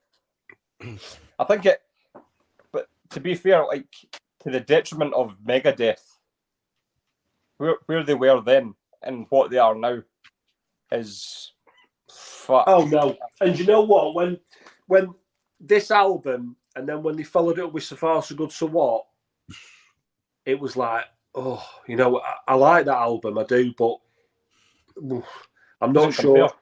And then Rust in Peace came out, and they kind of got it back again. You know what I mean? Yeah. But this is just a brilliant album. Everything about it. I've really fallen out of love with Megadeth now. Yeah, nowadays I have too. I always give them the benefit of the doubt, like up till like Euthanasia. I quite like United Abominations, but fuck me, they're so dire now. I don't mind them at all. I don't listen to the newest stuff a lot. They've got their new album coming out this year, and I'm not in any rush to do anything with it. I like the last one. I like Dystopia. I like it. But it's, do you know what? Some of these. Mike was talking about Creator the other day. He put something on there, and it's like, for me, that it's like they're a different band. They've got the same name, but they don't. Yeah. You know, you listen to that, and then listen to Dystopia, and it could be a completely different band. Well, it's like 30 years difference. There's not many bands. If bands still sound the same as they did, they would never have survived, would they? I don't know how they've survived either. Yeah, the way they put out stuff. They've put out some absolute howlers. But then again, if you've got a big enough fan base, it's like Iron Maiden. Iron Maiden can put out a howler and they get the fucking number one. Do you know what I mean? So yeah, if you've got a big enough fan base, then you're pretty much sorted for life, really. I only do up to Rust in Peace.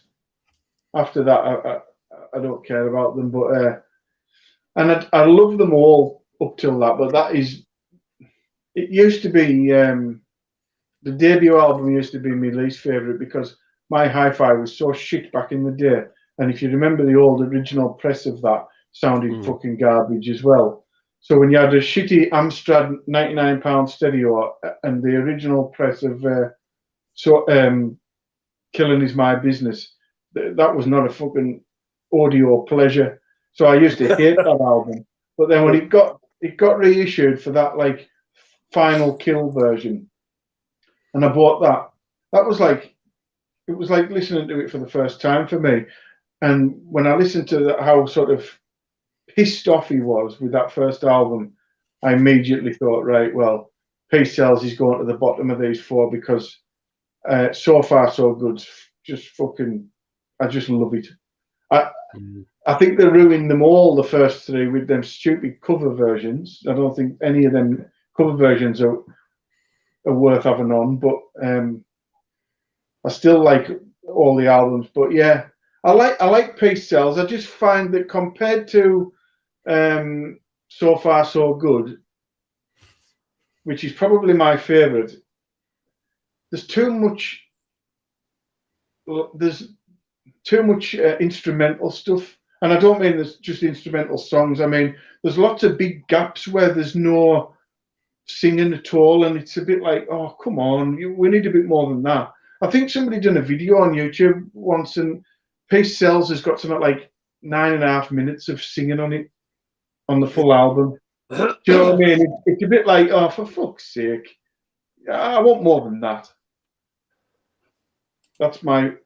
But I still like the album, definitely. You know, I'm not fucking stupid.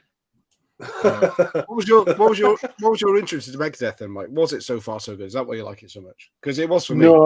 No, it was Peace Sells.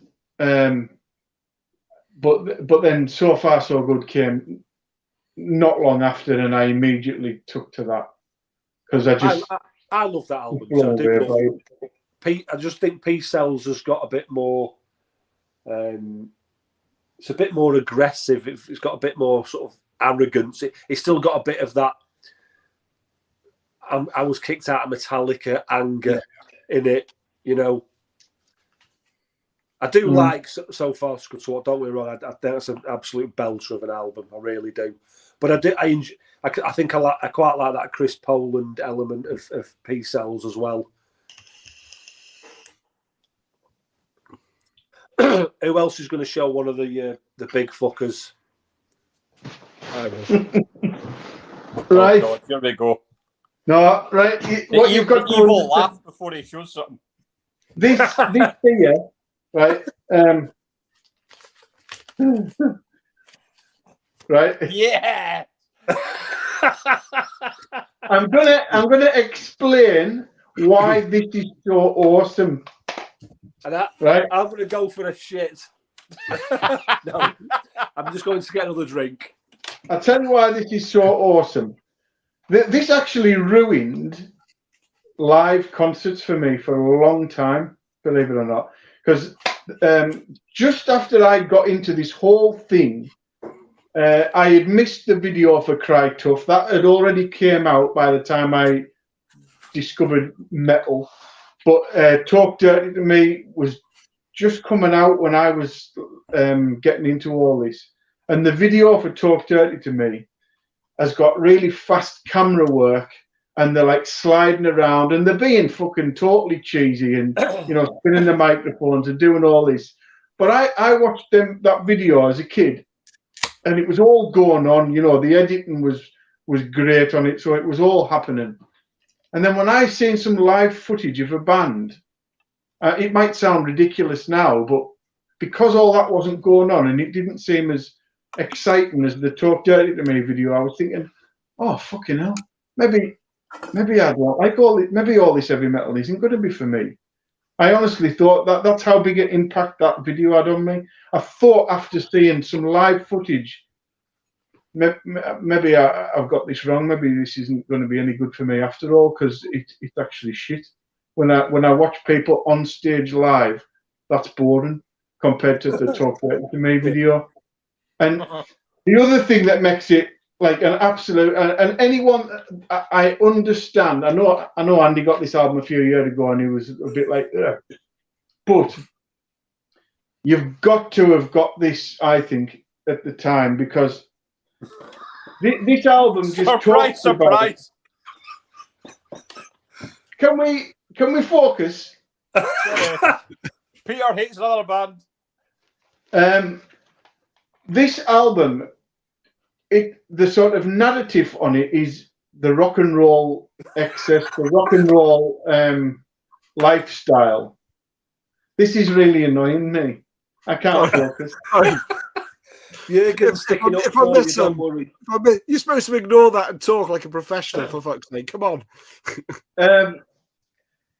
It was all about how exciting your life could be if you were in a band, if you were a rock star, waking up with two women that you'd shagged last night, couldn't remember who they were, then you were going off to practice, then you were getting pissed with your mates. The whole story that it was creating in your young mind was like, oh my God, it must be fucking fantastic to put to be in a band and be in this situation with all this going on. And it, you know, obviously I knew that wasn't going to be fucking possible, but I just loved to listen to the album and get that sort of story going around in my head every day or so. And I totally accept that if you weren't my age and you weren't doing that at the time, then you're going to listen back and go, what the fuck is that? That's terrible. Because it goes way beyond the music for me, this album. It was a feel good album. I can remember talking about Bon Jovi earlier and seeing like the videos for their big songs, and there was a big stage and there's fucking fireworks going off and they're dancing around, and like you said, that Poison video and the CC DeVille throwing the guitar around his shoulders and the hugging each other, and it's all like we're a band and we're mates and we're, you know, I completely understand that. It was proper feel-good music, and it came along at that time when MTV was just rocketing, you know. So Poison were all over MTV, and you couldn't avoid them at all. Yeah, they were a massive deal, weren't they? So I do completely understand it. It's not an album that I have heard it. It's not an album that I listen to, really, but I can completely understand where you're coming from, Mike. Like you say, that Slippery When Wet kind of had that same effect on me, that just I want to play the guitar. I want to be in a band. that's amazing. You know, it's like like Scott was saying, the way it's like it put musicians on another level. Do you know, like this? You looked up to them, and nowadays, they're your mates. You can talk to them. Like to be honest, it's almost not even about the music. That album, for me, it's not really about the music. I accept the limitations of what it is. It's just like fucking. It's just I have to put that on to feel like I did back then, and I still think, fucking hell, that's still great.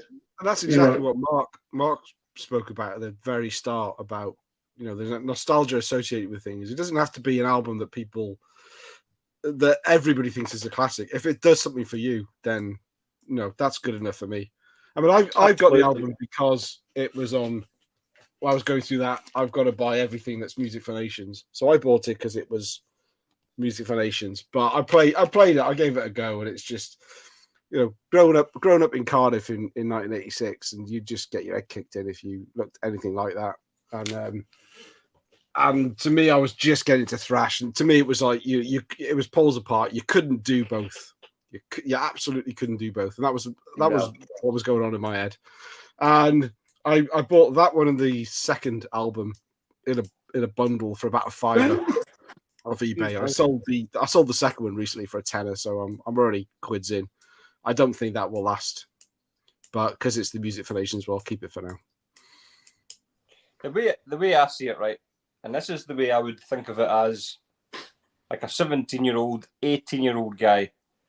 If I was in a house party full of up for it birds,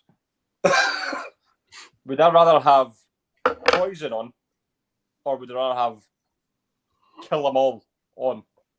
I want Poison on, because they're going to get away. Oh yeah, oh come on then. You know what I mean? It's party music. That's going to get you in a good mood. Nobody wants to get fingered to Whiplash, do they? Exactly. To me. That's fucking. That could be dangerous. Because they'd be like, "Whoa!" Talk dirty to me. 7 seconds, done. Do you know what? I'm so glad this is recorded, because I'm going to clip that bit out as like a meme. Brilliant. But sorry, that's Scott, the way I would see it as Can we go to a commercial break? Because I'm done for. The way I was when I was 17 years old, 18 years old, I would rather have Poison on at a house party than I would anything else. So, or anything that's more aggressive than that. So, I mean, I'm one of these guys who can cover the full. I can cover the full spectrum. All right, the full spectrum. So I could go from Poison Europe right up to, you know, heavy thrash, black and thrash. So I am quite open to all these kind of bands, and you know, I've not got a problem with Poison. Yeah, they look like birds, but who gives a fuck? You know what I mean? It's just it's a good laugh. It was when I was growing up as well, like in the rock clubs, the fellas who looked like birds, who dressed like birds, were the ones who got the birds. Exactly. No, us moshers, us thrashers and death metalheads, that they were coming nowhere near us. The fellas who had the spandex on, they were the ones who got it. Yeah. I mean, I know, obviously, you would know to look at me, but I was like a pretty boy at school. I mean, I know that obviously radiates from me now. Yeah, I've stopped laughing now. Have you noticed? Yeah, exactly. So I'm being killed. I thought we were going to have to put it on autopilot for a while there. Yeah. The captain was out. the death metal fingering. Right, let's move on then. Yeah. Right. Shall I go next? Yeah, go on. I'm going to bring one up here because my mate Peter, he's a good lad. He might come across quite grumpy on here because he never likes anything that we show. So this one's for Peter. Shy. Oh, you'll please a lot of people. Darkness Descends by Dark Angel. How was it you say it's, Scott? It's a fucking banger. Yeah, it's a banger. Gene Hoglan on drums. This one, it's their second album, features Don Dottie on vocals. My introduction to Dark Angel was Leave Scars. And the vocalist on that was a different vocalist to this album, but I was quite amazed at how similar the new vocalist was compared to this one. But it's superb. It's like face-tearingly fast and heavy. It kind of starts off with this slower riff, and it's quite not a nice riff. It's evil and it's dark, but it's a bit slower and it kind of lulls you just for a little minute, and then it just kicks in, and it rarely lets up. But what's good about it, Merciless Death, the song Merciless Death, there's riffs in there. It's not just like heavy and aggressive for the sake of being heavy and aggressive. There's riffs in there. It's brilliant. It's a brilliant thrash album. Again, one of these ones I've gone back to. When I first heard it back in the day, it was too heavy for me. You know, it was too much for me. But like I say, with my sort of fondness now of the rawer and more aggressive and dirty sort of style of music, I've fully embraced it. And this is, bloody hell, this is one of the ones that in '86 I wasn't into it, but now I am. I absolutely love it. It's right up there. Look at that logo and everything. It's brilliant. But it's filthy and dirty and horrible.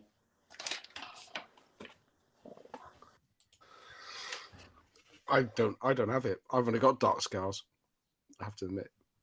Yeah, Leave Scars, but Leave Scars is brilliant. Yeah. Leave Scars is brilliant. You know, it's got that same. Leave Scars carries on where Darkness Descends leaves off. You know, it's fast, it's pummeling, it's aggressive. It's brilliant. I like the first song because it's the title track, and by the end of it, I'm like, that'll do me. I don't care about that. I just feel like you've got one of the best drummers in the world for metal, and all he's doing is just going. Yeah, he's a machine, isn't he? No, but it's just that. It just seems to do that the whole way through the album. It's just boring to me. Like, really boring. That, to me, is a lot worse than fucking Raining Blood, and I can't stand that. But that is worse than that for me. I give mine to Darcy. I couldn't fucking ship it over there fast enough. And he's never, ever mentioned it, so I would imagine he's throwing the fucking garage. For fuck's sake, Darcy. If I don't see that in Darcy's next video, he'll have to go and buy it again, I would say. It's not for everyone. I agree. You know, you've got to be into the darker, evil, punishing side of. Well, I am. I just find it boring, though, to be honest, Mark. I mean, I like harder stuff than that, but I just find it boring. Yeah. I just think it's like really, really one-dimensional. I can put up with the first song, you know, because it builds up like before he says Darkness Descends, you get like a you know, a build up with his vocal lines and stuff. And you've, like you say, you've got that creepy riff that at the beginning of the song and stuff like that. And what I can get from that band can be consigned to that one song, and then I'm absolutely fucking. That's it. First, fully quenched with that one song. I don't need anything else.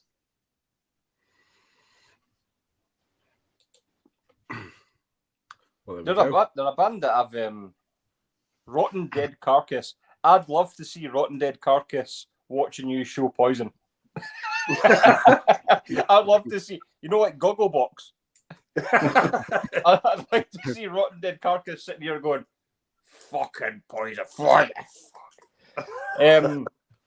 Dark Angel are a band that obviously I know of. I've heard everyone talking about their albums, but it's never a band that I've really dived into that much. What the Carry on. Is Andy watching himself?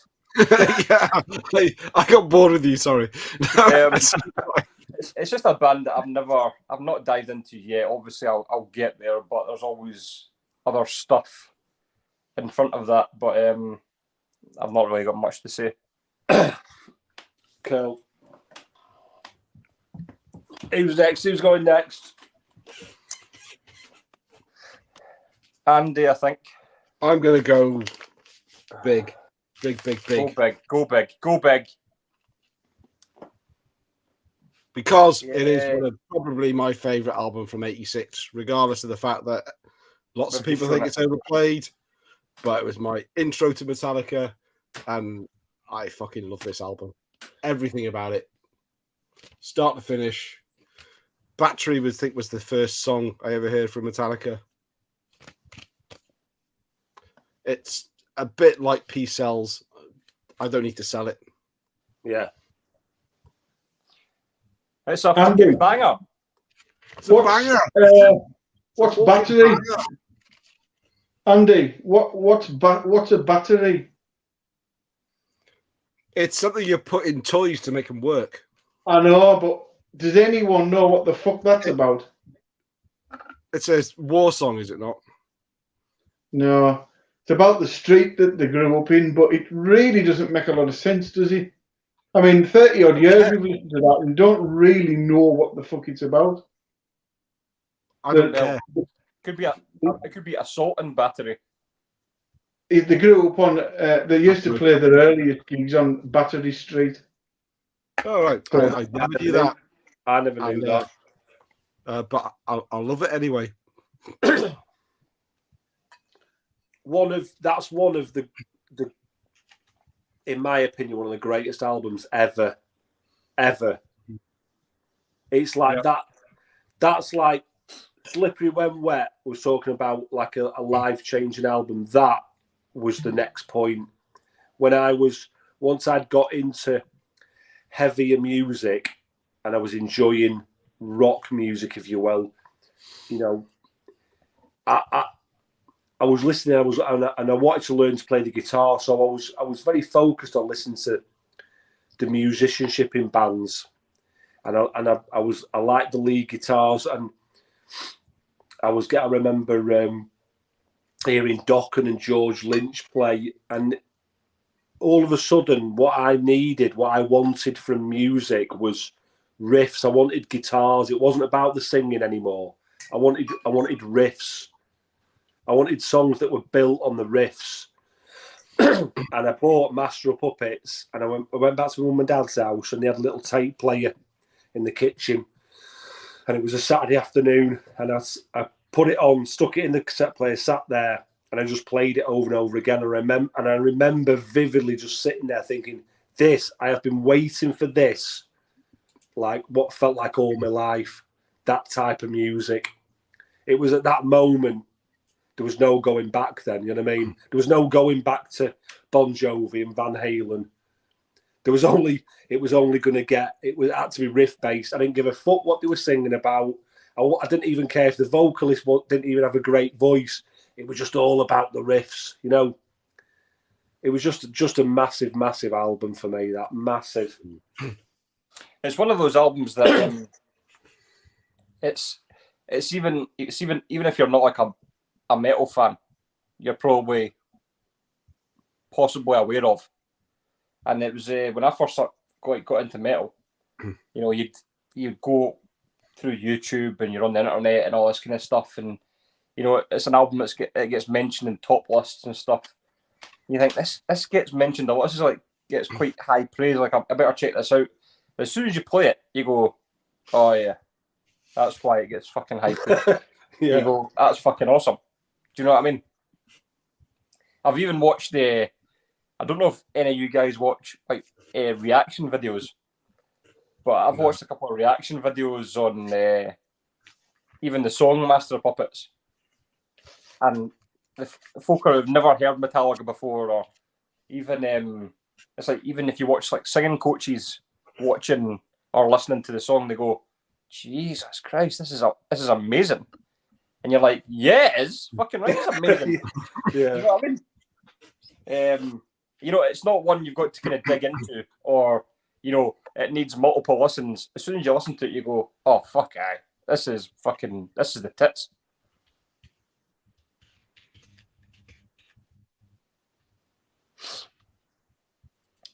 Okay. Who's next? Who's next, me? I don't know. Right, this is the last one I've got to show. This better be a fucking absolute banger. But do you know what? In full disclosure, this has always been my number one for 86. But this week I put it on. I thought, for the first time since fucking forever, I know what it is. I'm not feeling this album this week. I know what it is. I still put it at number one because I thought, I don't know, maybe I'm just that side out. Maybe it's just not the right week for me, but I wasn't feeling it at all. I actually knocked it off, and I thought, fucking hell, I hope that's not on the turn. But, well, I've got it in my hand. I knew it. I knew it. I knew it. I fucking knew it. And you know what? After listening to it, when I've been making notes all week, and I just put that because I thought, I don't know what to say because I really didn't enjoy it, and I just thought, why has that always been my favourite album? And I thought, well, it has. So I'm just ignoring how I feel this week, but I really didn't enjoy it, so I just put it on the pile and just fucking didn't bother writing any notes because I couldn't think about it. Well, so I don't know. I'd done it a few years ago. I'd done it with Practice What You Preach, and I thought, fucking hell, I can see a chink in the armour here. I'm starting to tired of this. But that went away again after a few months, and then I just loved it again. But so I'm hoping the same happens with that. But just this week, I think it will. I think that's what happens with music, isn't it? But I did exactly the same. Funny set, Mike, because I've pulled a few albums out and sort of played them, and that was one of them that I played. And I think I got to track 5, and I was like, I'm a little bit bored, you know. Peter, why do you watch this channel? Because he knows I'm going to show something filthy. Yeah, he's just waiting for Mark to show something fucking disgusting. Mark, creepy. Well, I've always wondered, right? I've always loved this album, but it's always puzzled me when Mike used to say, because Mike, you've always rated this album like a perfect album. Yeah. And I've always wondered why, because for me, it's never been a perfect album. There's some great songs. Night Songs is, and I think it's been said before, like with the pink cover and stuff, they don't really sound like they look. No. They look even softer than Poison, but they're really not. Yeah. But when it kicks off with Night Songs, that's like almost like a wee Doomie number. It is, yeah. Which I love because of that. Because I think the thing that pisses me off about metal albums and metal bands doing ballads or ballad-like tracks is they're all about, oh, she left me, she broke my heart, she did this, she did that. A ballad doesn't have to be about that. Which, although Night Songs is a little bit, it's not really like that. It's a ballad, but it's not about getting shit on or something like that. That's why I love it. Then you got like kind of Nobody's Fool. That's kind of what that's about. But Somebody Save Me is a great song, but it's just not. It's never been up there as like a perfect album for me. It's just always been, one of those albums that you would own, stick it on, it's always pretty good. But probably again down to the fact that I was only 13, and it was one of the. I would say we're talking. The Final Countdown, Slippery When Wet, fucking Look What the Cat Dragged In, and then Night Songs. I would imagine, and then Spreading the Disease. I think that's like the first 5 albums I ever heard. I mean, don't get me wrong. I love the first 2 Cinderella albums. After that, they drop off for me. I mean, but I still love them. And if you watch them live, you know, they're not that, you know, cheesy glam band all like flicking their hair. It's not really about that. Although that kind of says different. They do have some, and I love Tom Kiefer's voice. I mean, he's got a fucking great voice. He's got a great voice. It's like a hair metal album with a singer who gargles concrete. Brilliant voice. It's like that Blackie Lawless thing, isn't it? Yeah, it's awesome. Well, he sounds like Noddy Older. They all sound like Slade. Come on, feeling but they've got some great tracks. They fall off for me with Heartbreak Station, but first 2, I love them. This is the only Cinderella album I like. Everybody, lots of people seem to say Long Cold Winter is better. I like that one. It's a bit bluesy. I didn't get it. I do like it. But this has a big. I mean, I've not listened to this album in years, to be honest with you. I look at it and I kind of think like I know what's going on. I know everything about it. But Cinderella turned out to be the first band I ever saw live down at Donington, and they did that whole thing. So I'd never seen a rock band before. They came on stage. It was probably about 1 o'clock in the afternoon, so it was stupid. And they were doing that thing where they threw the guitars over the shoulder and caught them again. And I was like, just thinking, like, this is the most amazing thing I've ever seen. And then I obviously went up to see Wasp and Anthrax, Metallica on the same day. But that memory for me, seeing them live, has cemented that album. For me, is what I wouldn't even list it probably in my top 5, but it cemented it as one of my favorite albums just because of the memories associated with it. Seeing them live, and I do like it. I say Tom Kiefer's voice is it's gravel. But it works so well with it, and I didn't like it when they went even more bluesy. It's just not my kind of thing. So I've got Long Cold Winter, and I gave up with them after that, and. I'm actually from tonight, I'm going to keep out Slippery When Wet, and I'm going to keep out that one and give them both a spin tomorrow. Good man. That Donington lineup, though, when you look at that, it's not surprising. It's not surprising you're a metalhead. You know what I mean? That was the one, like Cinderella, followed by Wasp, followed by Anthrax, followed by Metallica. For fuck's sake. And then Dio. And then Dio. I mean, what a lineup that is. And then Bon Jovi. Bon Jovi, yeah. Jump. Yeah, it was. Yeah, that was almost like. It was his first ever Donington. They put an extra N in the fucking poster thing, didn't they? Yeah, I couldn't even spell that. Brilliant. Next. Go on then. Who's next? One of you two, Scott or there we go. Oh wow, that's a good choice. I picked that one out too. Never Crimson Glory, self-titled debut from 1985. No, I'm joking.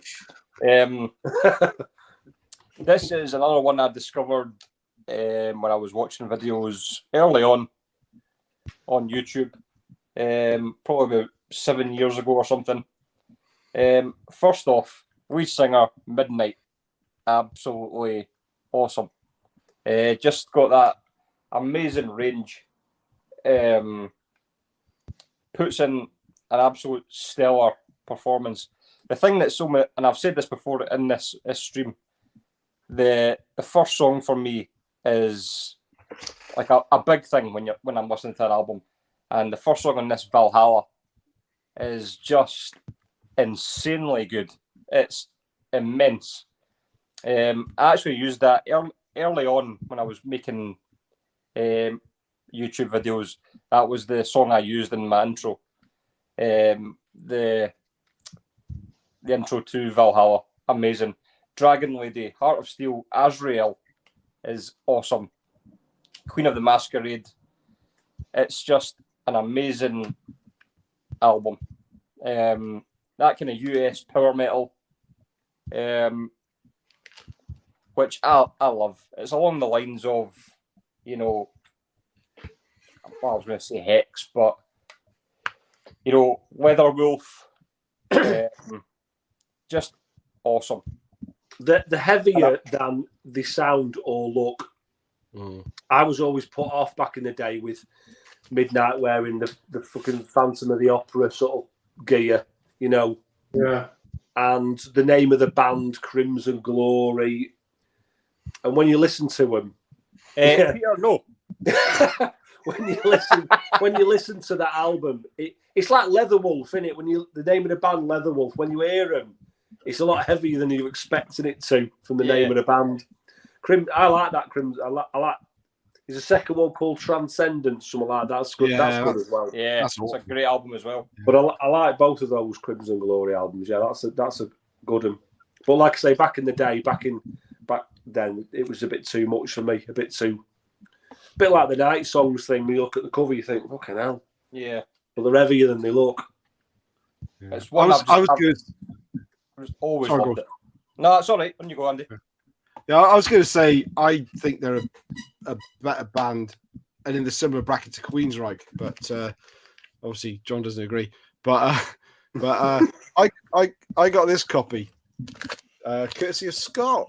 Bit of VC love in there, Yeah, it was just after you'd had your op, mate, so I think you were just a bit delirious and you'd given away some of your albums. That's right. But, give me that back. But no, I had Transcendent. I had the second album first, and this is superb. I gave this one a listen this week. I remember reading that they thought the masks were a fantastic idea, but after a few gigs, they just realised how fucking hot they were. They couldn't really play properly with them because they changed like sort of half masks after, didn't they? To just swell out half their face, But yeah, it's a great album. I think it's better than. What lad will end up being in them? Toddlatoria. Yeah. What they're like with him singing? Don't know. Yeah, because he was in them like way after, because Midnight died like in the 90s. So he wasn't on the first. He wasn't on the first three. It was at Midnight. Was on the first three. The third album is really good as well. It's not. Bit more progressive, like isn't it? The first two are almost are that, heavy, great riffing, amazing melodies. The third one, the third album is called Strange and Beautiful. Yeah, I've got that. Yeah, I've got it as well. I think it's really good, but if you're, it's a big change between the first two and Strange and Beautiful. I think Strange and Beautiful had that. It was that sort of period where alternative metal was kind of coming in and all that. And whether it was, they were on a big label, weren't they? So whether it was a bit of record company pressure or what, but still a good album, but very different. Yeah, definitely. I like it. It's softer than the first two, but it's still really good. But if you're a huge fan of the first two, you might not be as drawn to the third one, but I still think it's a pretty decent album as well. I think their third album is one of those that it's like it gets slagged off. It's like Turbo. It seems to get slagged off by everyone, but actually, if you listen to it, it's not that bad at all. No, it's not. Right.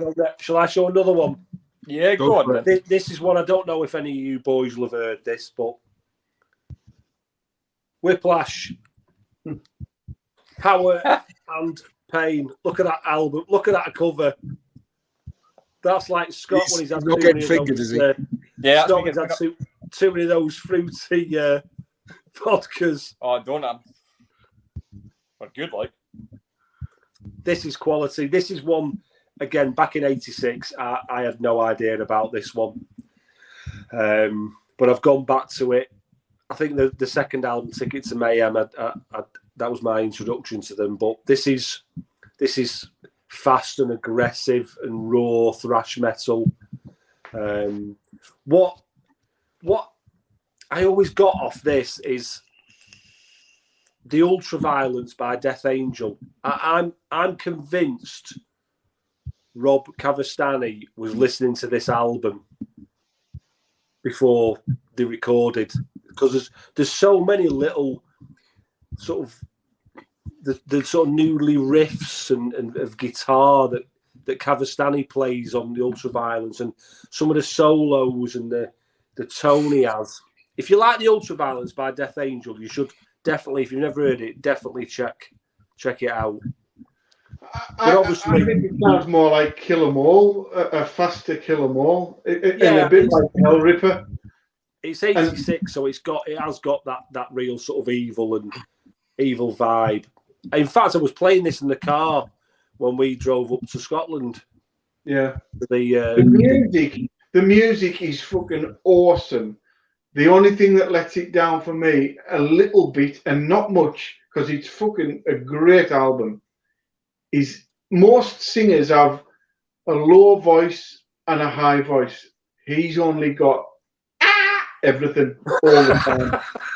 You just get everything all the time, and it gets a bit weird.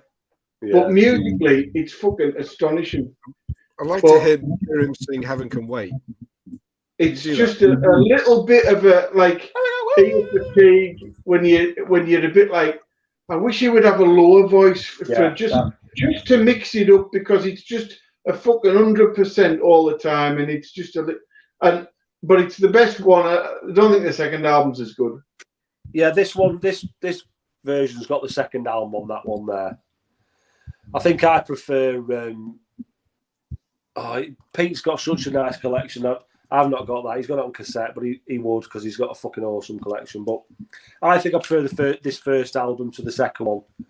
But check it out, boys. You boys at the top there, if you've not heard it, give it a whirl. I've not. It's one that I saw the cover and thought, from that cover, I need to get it. And then when it was when I was in my phase of like, I can't possibly get anything. I'm going to get an OG, and then I have forgotten about it, to be honest with you. So I'm glad you showed it, but it's one that I've never picked up because I've never ever seen it. It's a little bit like, do you not get the Repulsion, almost like Repulsion's little brother vibe from it? You know, the production. Yeah.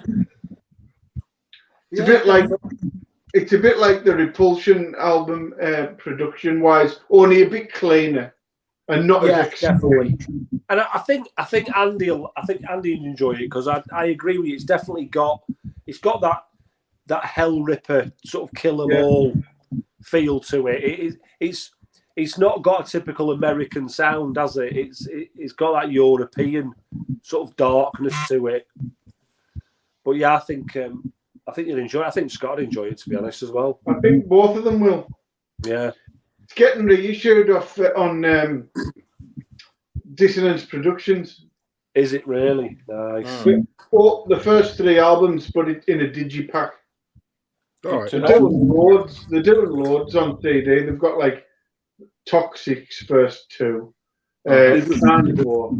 I mean, you want them. You fucking want them, Carnivore. The first, well, they only did 2, didn't they? Them 2 Carnivore albums from 85 and 87. They're fucking awesome. Yeah, I'd like they're getting reissued as well.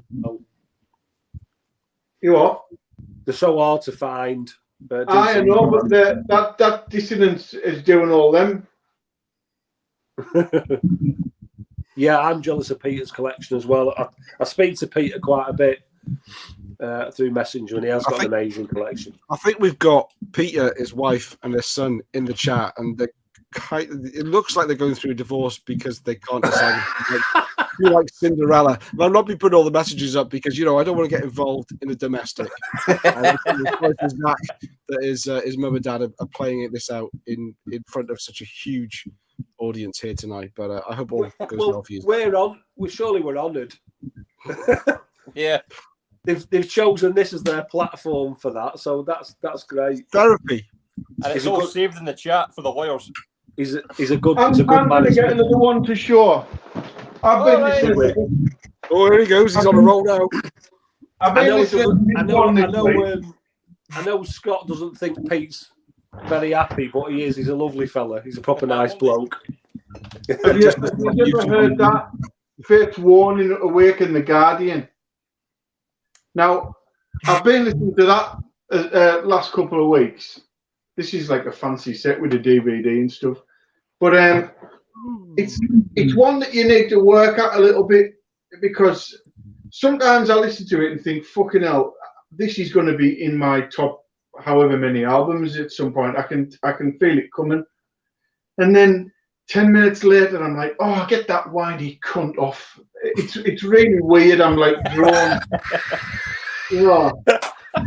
Was he talking about you, Scott, then, or what? Yeah. Who's that about? I'm on about this fucker here. Don't know what they call him. Don't know what they call anyone in the band. But it's really weird. I'm like, look, literally, I don't know where to put myself with it yet. I need to. It's very complex, and I'll tell you what it's a bit like though, Mark. Confessor. Is it really? A little bit more traditional and more leaning towards Sabotage. If you imagine Sabotage and Confessor. They're a band that I've heard a lot about, and I really want to check them out, but I don't see the stuff available that very often, to be honest. But they are on my radar. I have to say, I've heard a lot of people talk about them, and they talk quite glowingly about them. You know, they say it's one of those bands that you've got to let sink in, but when you do, it's worth it. You know.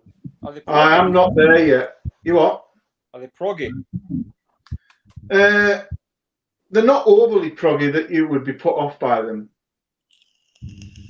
I like a bit of prog.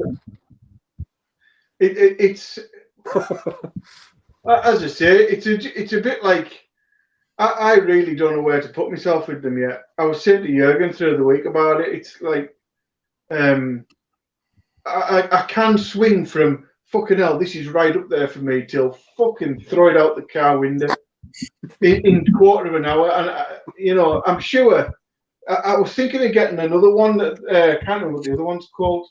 There's another album that's like quite a big album by them that would be the two most well-known ones, I think. I was thinking of getting that one to see if I could get into that one a bit easier, but like you say, they're not that available around in the UK. But Blind Guardian actually named the band because of that album title. They're like fucking huge on them. Yeah.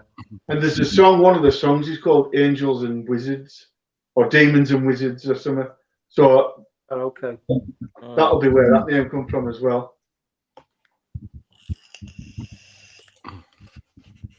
Cool. I go. So this one is one of my favourite albums from '86. I don't even know if it really qualifies as a proper album because it's a soundtrack. But the movie and everything was massive for me when it came out. It's this Fastways soundtrack for the movie Trick or Treat. I rented this movie. This was my summer holiday at school. The 6 weeks. I rented it 2 or 3 times a week for a number of weeks. And I just love this album. I love Dave King's vocals. The movie is bad. I've since bought it on DVD. You can watch it on YouTube if you haven't seen it. It's terrible, but it's good at the same time. But you got Ozzy in it, Gene Simmons. But yeah, I mean, this is a great Fastway album. I don't know if you guys know Fastway that well, but straight from Trick or Treat, After Midnight, Don't Stop the Fight, Stand Up, Tear Down the Walls, great song. I love it. I don't know if you guys have actually heard this, or if you haven't heard Fastway, it is. Yeah, it's good. I've got like a dodgy stick. Obviously, right, yeah. You get all the movies and you get all the whatever. And this actually, I was actually flicking through the movies on my wee dodgy stick, and that came up, and I went, I've never seen that. I've never heard the album either.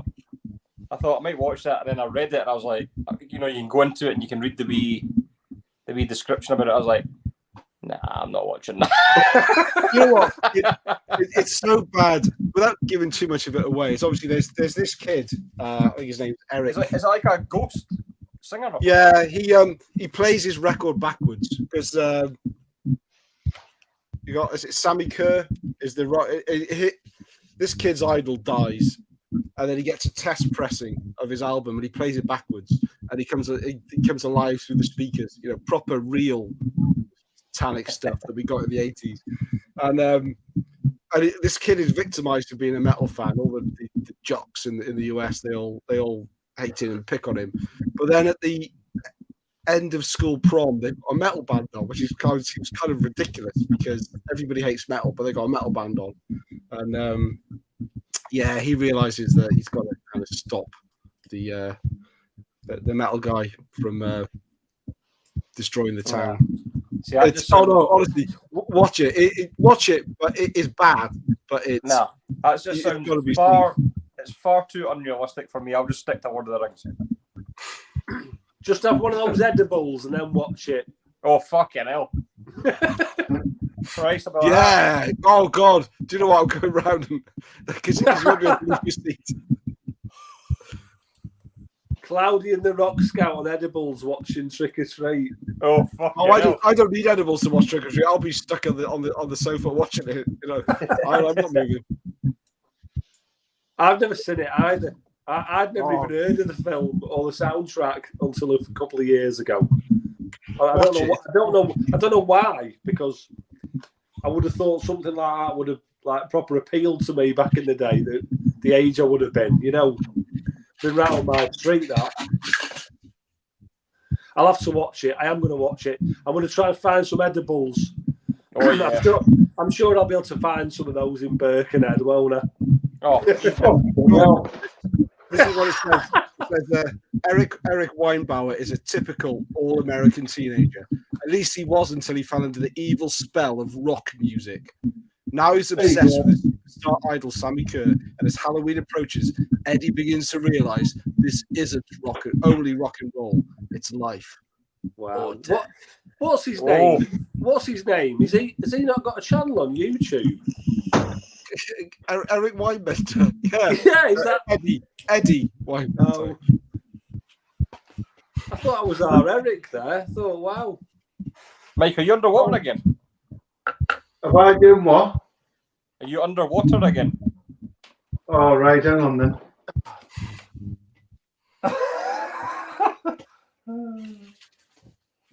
How many of you got? How many of you guys got left? I'm just going to put that there for when Mike comes back. Hang on. I've got 2 left. I'm just going to put that there for when Mike comes back. Andy, get yours out. Oh, quick. I can't find it. I pulled out too many. I shot the load. God, no, not again. Oh! Hold on, here he comes. All right, here he comes. There he comes. Oh, God. I forgot he can hear us in the background, so bastard. Oh, shit, yeah. Terrible, absolute fucking garbage. You watch your mouth. I've got... Warrior man. How about this? Oh, now then.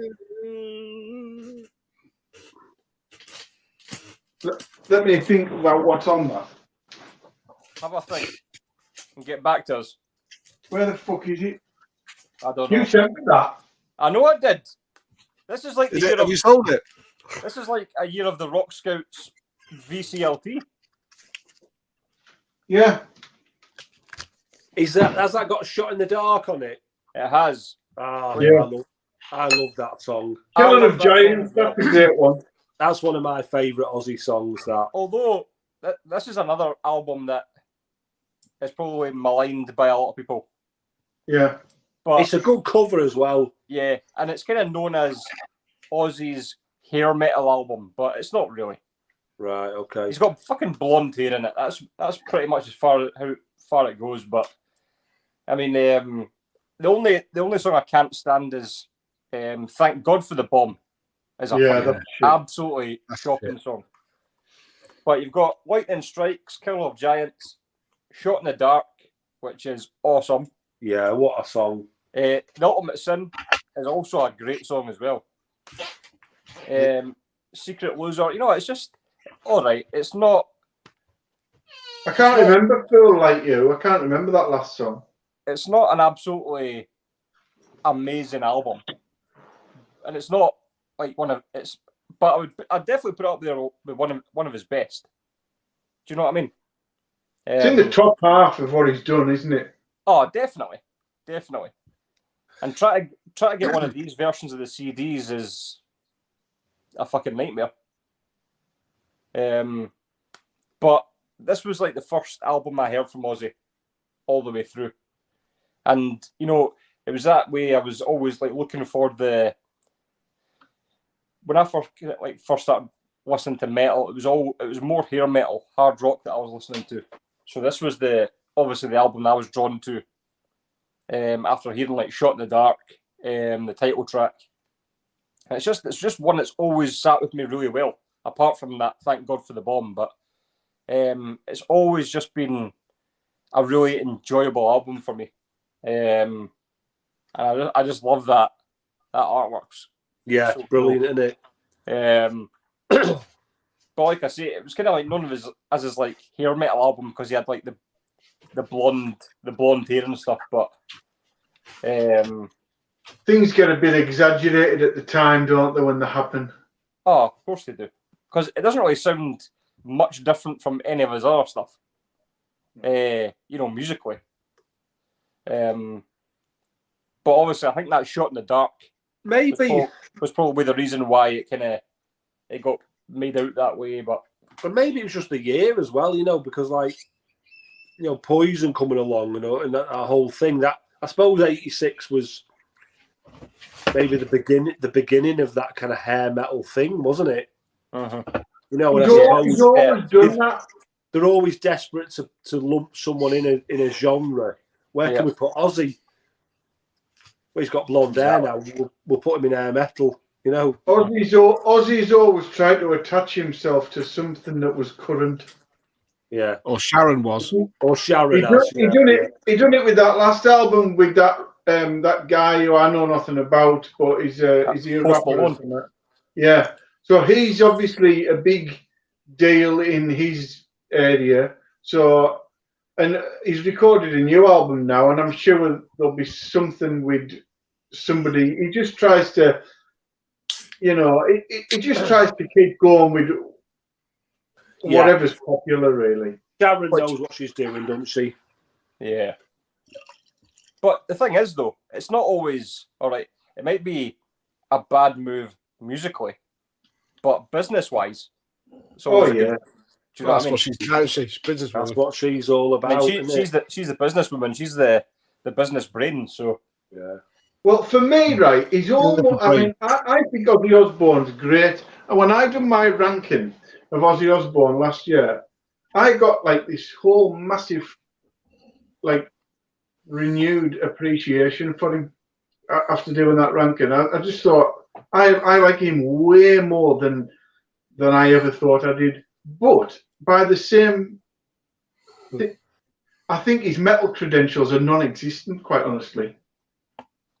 Yeah.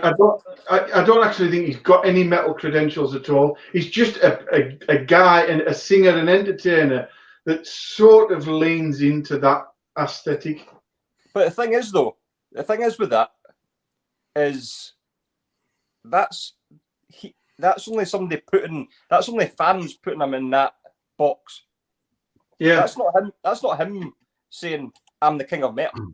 No, that's right. Do you know what I mean? That's only people going, oh, he's a great heavy metal singer. He's not fucking heavy metal. I mean, it's not to do with Ozzy. Ozzy's just there putting albums out. Yeah. You know what I mean? He's just really doing what Sharon and him are doing, what they want to do. but it's actually down to the fans and journalists saying this is metal. Oh no, it's not. No, we need to pigeonhole it. Yes, it is. It's nothing to do with him or Sharon. They're not saying I'm the metal god or I invented metal or did this. That's all past. What all they're doing is going into the studio, recording music, and putting it out, and letting everybody else put them in boxes. Yeah, and argue about whether he's metal or whether he's hard rock or whether he's this, whether he's that. So you can't really like take points off him for that. No. When I was saying I don't think he's got any metal credentials, that's you've said it better than I did. That's kind of what I meant. Yeah. I can see why. I think he's great, but I just don't think, like you said, it just puts out music, and it differs from period to period. You know, it always leans into something. Like No More Tears leaned into the Alice in Chains sound and things like that. You know, it just does that because they know that if you're going to sell another 100,000 that year, that's what you've got to do. And that's all they care about. I think his 80s output leans into the heavy metal quite nicely, and that may be because he was following the trend. But to me, that's heavy metal. And like I say, the other things will lean in because but other bands do that as well. But I mean, it's obviously this kind of persona he's got as well. He's got it's kind of like Prince of Darkness kind of thing. He's bit the head off a bat, all this kind of stuff. But whether he's metal or not, he would still have done that. Yeah. You know what I mean? Yeah. He was like, he's mental before he's metal. Yeah, exactly. He was crazy before he started writing a fucking album. If he was still a welder in Aston, he'd be eating the contents of an ashtray in the local boozer, wouldn't he? If he was a bass player for the Eagles and somebody chucked a bat on the stage, you'd still fucking bite the head off it. You know what I mean? It's not about being fucking metal or doing this or that. It's how people lump these bands into their wee boxes, and it's really got nothing to do with the bands. They just sit back and go, "Oh well, they just let them fight between themselves." Do you know what I mean? Yeah. The heart, it helps, doesn't it? Yeah, biting the head off a bat is very metal. Of course it is. Have you never done that, Scott? No, not yet.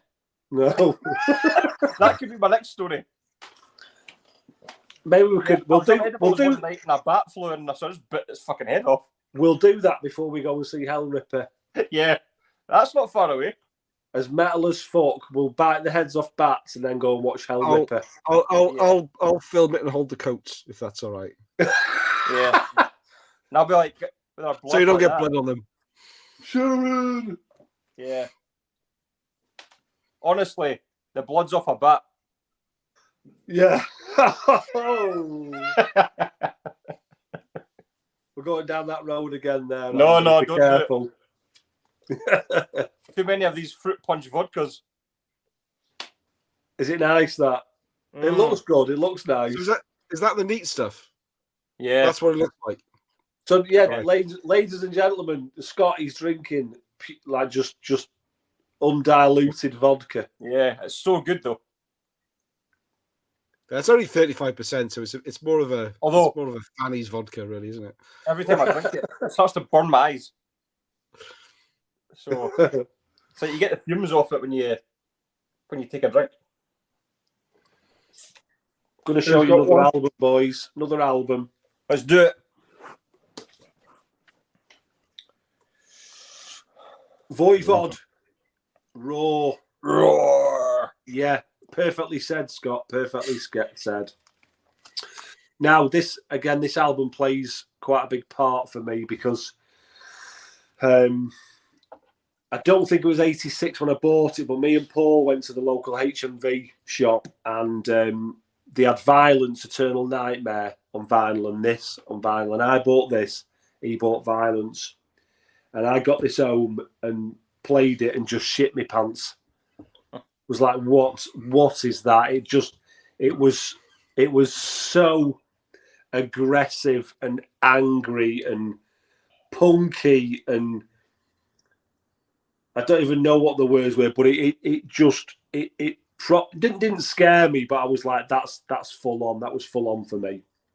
But obviously, as time has gone on, I've gotten more into it to the point where I've bought it on vinyl as well, and it's a fabulous album. What I like about this is it's Voivod before they became more known for that sort of spacey, technical kind of metal. There's elements in this album of what you could see was going to come on Killing Technology, especially like Thrashing Rage. But yeah, the second song on it, Fuck Off and Die, says it all, doesn't it? But it's not for the faint-hearted. This, if you were getting into heavy metal, into thrash, you wouldn't start off here. This is for a seasoned pro, you know what I mean? Because it's aggressive. It's like I say, it's dark. It's punky. It's brutal. It's a proper brutal thrash album, but it's fucking brilliant. I love it. Well, I think I would enjoy that. Voivod's always a band I've struggled with because I've kind of nipped in and out of Voivod. And so where I am just now with Voivod is I went and bought the CDs of Angel Rat and what was the other one? Nothing Face. Nothing Face. Was it Nothing Face? Nothing Face and Angel Rat. And I bought these. There were those Japanese reissues that you can get on Amazon. And honestly, I've not showed them in an update yet because I just don't know what to make of them. Yeah, you know what I mean. Angel Rat's like it's a full-on album. It's bizarre. Even people who were big Voivod fans, when Angel Rat came out, it was I think it was a departure for even them. Because I mean, a lot of people have said, "Oh, Nothing Face, awesome," or listen to Angel Rat. So I was like, "Okay, I'll start with them." And I was like, I put it on, and I was like, "What the fuck?" I was like, I just didn't know what to make of it. Yeah. So, and then that's my favorite one. And then people have thought. And people have obviously talked about Killing Technology, Roar, War and Pain. I don't know if I'd be better starting at the beginning rather than kind of just dive into different. War and Pain's like Creator's Endless Pain. Yeah, it's got that. That's I think I'd appreciate that a bit better. Really raw. I mean, I think personally, Dimension Hatros is where I would start with Voivod because that's like for me that's their best album. That's where it is for me, and then you can kind of work back. Too mental. What's that? It's not too mental like the earlier ones. Yeah, Angel Rat's mental, isn't it? It kind of is mental. I love it. It's for me, it's the best one. But Dimension Hatros is like for somebody that's going to want a proper thrash album. It's not too mental like the earlier ones. But yeah. But to be honest, if you're struggling with Nothing Face, I'm thinking they're maybe just not for you. Yeah. Well, maybe because I mean, if you're saying War and Pain is more like. Because I've actually there's a copy that I can get of War and Pain for about I think it's about £20, and it's been on this site that I use for ages, and I've always thought about picking it up. And if you're saying it's like Creator, then for me that is so bizarre because then going to Angel Rat is like, how the fuck did they go from that to that? Do you know what I mean? It's. If you listen to like Endless Pain and then listen to Coma of Souls, it's that. It's kind of got that. So Angel Rat, and you go back to War and Pain, you can hear that whole progression through the albums. Right? Got you.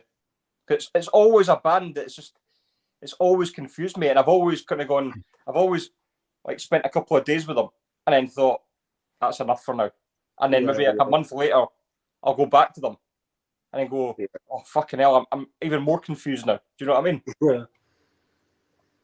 Darcy says it there, really. You're probably right there. The first two are a bit more hectic. Killing Technology. If you were wanting to have another listen to them, Scott, Killing Technology and Dimension Atros. Put the song Chaos Mongers on and try that. Right. Yeah. That's a banger, that song. I'm kind of keeping quiet because I don't know that I avoided Voivod for such a long time for such an irrational reason that I probably can't even bring myself to say on here because it's just ridiculous. But I think I left that on a comment on one of Darcy's videos one time. So you've got to say it now. So after the comment I made before. There's an American punk guy, Richard Hell. He used to have a band called Richard Hell and the Voidoids, right? And that was early 70s stuff.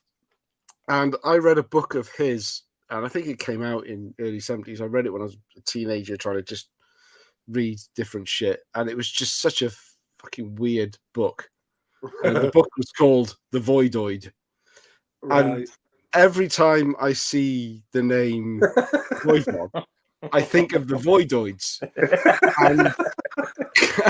And in my head, I'm like, I don't like that. I don't like it. And it's completely irrational because there's no link at all. It's not even a tenuous link. There's no link at all between Richard Hell and the Voidoids and Voivod. But whenever I hear the name Voivod, I think I don't like that because that didn't click with me. And it's I told you it was irrational. But but it's another one of those irrational behaviour of a collector, isn't it? We've all got them. I don't even know whether they'll be actually for you, Andy, to be honest. I think they'll maybe be a little bit proggy and a little bit. Do you like that album? Have you heard that album, Andy? I was just about to say I'm probably more likely to get into Creator first by the sounds of it. Now, this is 1986. This is if you can listen to this and enjoy it, then you could Voivod, because Voivod's a little bit more hectic. This is full on aggressive. Yeah, Creator I always kind of struggled with it. Well, it's not that it was bad. I wouldn't say I hate Creator, but it's just not something I put on for pleasure. The first album and this album are, they're not for beginners.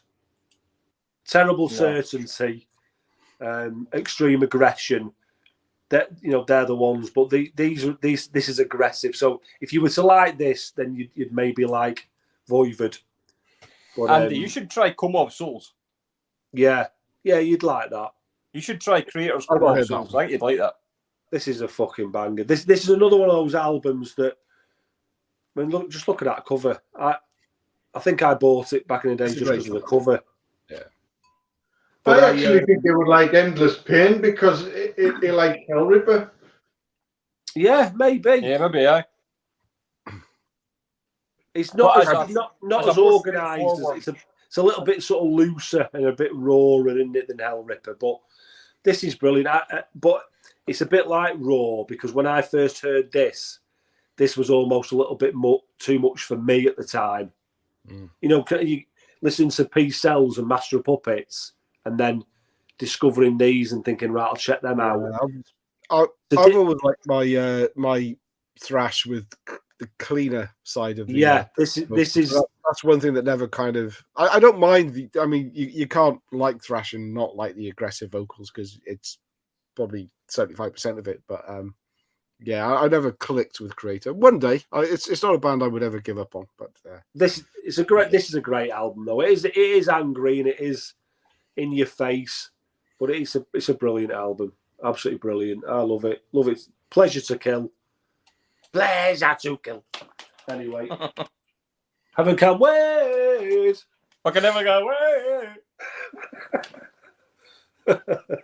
I'm not joining you. Loser. Who's next? Who's got one? Scott, you got any? Mike shot his load about 20 minutes ago. Yeah. I've got this one last one. This is my last. Oh, nice. Queensryche, Rage for Order. I can see Mike smiling already. Yeah, Mike's waiting. Rip the fucking tits off it. I can't. As much as I want to, I can't rip into it. I've never played it. I own it, but I've never played it. So the story behind this for me is this is the first Queensryche album I ever bought, completely based on the song "Walk in the Shadows." So again, going back to when I was trying to discover more music from the, like, obviously I was going from Motley Crue to Rat to Dokken to Cinderella to all these bands. Came across Queensryche, Walk in the Shadows. I thought it was a fucking immense song. So basically bought this album off the strength of Walk in the Shadows. And when I first put it on, got it in, and I just thought, what a load of absolute shit that is. And I thought, my God, because it starts off, the first song on the album is Walk in the Shadows. So I was like, oh yeah, banging. This is going to be... First song, here we go. This is going to be awesome. And then I listened to it through and I thought, what the fuck was that? I was like, I just did not get it at all. And this is when I had loads of, I still have loads of old Kerrang magazines. And there was an interview with, I think it was with Steve Harris and somebody else from Iron Maiden. I can't remember who it was, but Steve Harris was one of the main guys getting interviewed from Iron Maiden. And one of the questions was, who do you recommend who's new coming up? And they were all saying Queensryche. So I was like, all right, okay, right, fair enough. So got this anyway. And I thought, man, this is fucking bizarre, this album, compared to that first song. But the more and more I listened to it, I thought, well, I basically put it on my iPod. And so I had it at work. And the more I listened to it, I just thought, do you know what? This is really starting to stick with me. So songs like I Dream in Infrared, Surgical Strike, Chemical Youth, London, Screaming in Digital. It's it's not your typical metal album from 1986. And that's now what I love about it. I just think it's got just some really original ideas in it, and I get that people might think it's weird, but I just think now it's one of their best albums. I really do appreciate it for what it is. So, Rage for Order and Queensryche. So I've kind of really gone full circle with this album. Full circle. Hey. You get that, Hey, yeah, fuckers. So yeah, I really do love this album now, which is, it's kind of it's testament to really, go back in the day when you'd buy an album, you'd sit with it. You wouldn't just go and buy 5 albums after rush through them, make a video about them and all this kind of stuff. You'd sit with it, you'd appreciate it. That's what kind of happened with that album. I sat with it, played it over and over, and it really just sank in. And I thought, do you know what? That, for what it is, it's an excellent album. So I've heard that I Only Dream in Infrared. I actually like that song, so I think I'm going to play that album tomorrow. Same here. That song. It's what I'm looking at, and I'm reading the songs and hearing you talking about them, and I think I don't really recognize it. It's one of the albums, in a similar way that you've just mentioned, in the times when you just buy 5 things, show it on a video, and then move on. And I think that I was guilty of it with that one. I remember liking it, probably more so than some of the others, but I will go back and revisit that one. So it's a good shout. Yeah, I've got it. I've got all the stuff pre-Operation Mindcrime because I've always loved Operation Mindcrime. So I always thought I need to get some of the early stuff, and I like it. I've never, like you were saying, I've never really sat down with it and listened to it. But what I have heard of it, I like it. Yeah, I've never sort of sat there and thought that's shit. Some of the later Queensryche stuff I've heard, I'm not into. But everything that's before Operation Mindcrime, I like it. It's very good. And Jeff Tate's got a great voice. He has. He's got a brilliant voice. Still has. I saw him do Yeah. Operation Mindcrime tour a couple of years ago. That was good. Yeah. He played at my mate's bar in Blackpool. And it was good. It was very good, but he was doing like you could have your picture taken with him and signings, and he was charging like a fortune, like Queensryche prices, you know. He was playing at Bannerman's in Edinburgh, which is a tiny place anyway, and they had on the Facebook event page for the gig, they were selling meet and greets with him for 40 quid. He had no merch at all. All he had was like this handwritten note stuck on a table, really badly drawn writing. There's like so they were selling it at £40 in advance. On the night, they put 50 quid. Fuck that. And it was like I thought all he had to do was, because Operation Mindcrime had not long been since it's been reissued. He could have gone onto Amazon, bought a ton of copies for 10 quid each, as probably as they were, sold them for 15, signed. Yeah. And he'd have made more money than the fucking 50 quid meet and greets. Yeah, absolutely. I seen him the night after you did, Andy, didn't I? And nobody paid for that meet and greet. He had that same sign out at Trillions in Newcastle. Nobody paid for it. I don't know whether he would be the most approachable guy either, because he was standing next to me and my cousin tried to sort of, hello, Jeff, and he just fucking... Yeah, the mate who runs the bar in Blackpool said he was all right. He dealt with him, but it was all very matter of fact and just professional. There was no niceties involved. He was very like, get the gig done, let's get on the bus and away onto the next place. Yeah. He wasn't impressed by Bannerman's. You would think these kind of guys would just be a bit more humble, like to especially to where they're playing now. You know what I mean? They're not. It's not 1988 anymore. I know. Well, that's it. And I think a couple of weeks later, he had is it Tony, the singer from Terrorvision, and they were playing at his bar, and he said he couldn't have been any more different. He played the show and then just stuck around and was chatting and met everyone. Let everyone take the picture with him. Bought a few beers. Just got in the crowd with everyone and met everyone. Maybe in a better mood. Yeah. Right, shall I go? Do it. I still got a couple left. I'm surprised. I had to double check if this was 86. I was starting to get worried because no one had shown it. Or maybe someone showed it when I went for a piss really quickly. But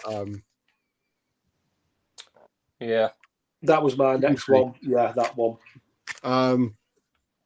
Probably it is now. It is definitely, without doubt, my favourite Flots album.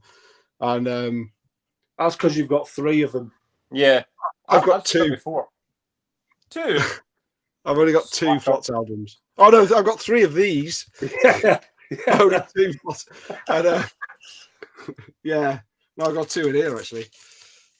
So, plus the reissue, which I hate.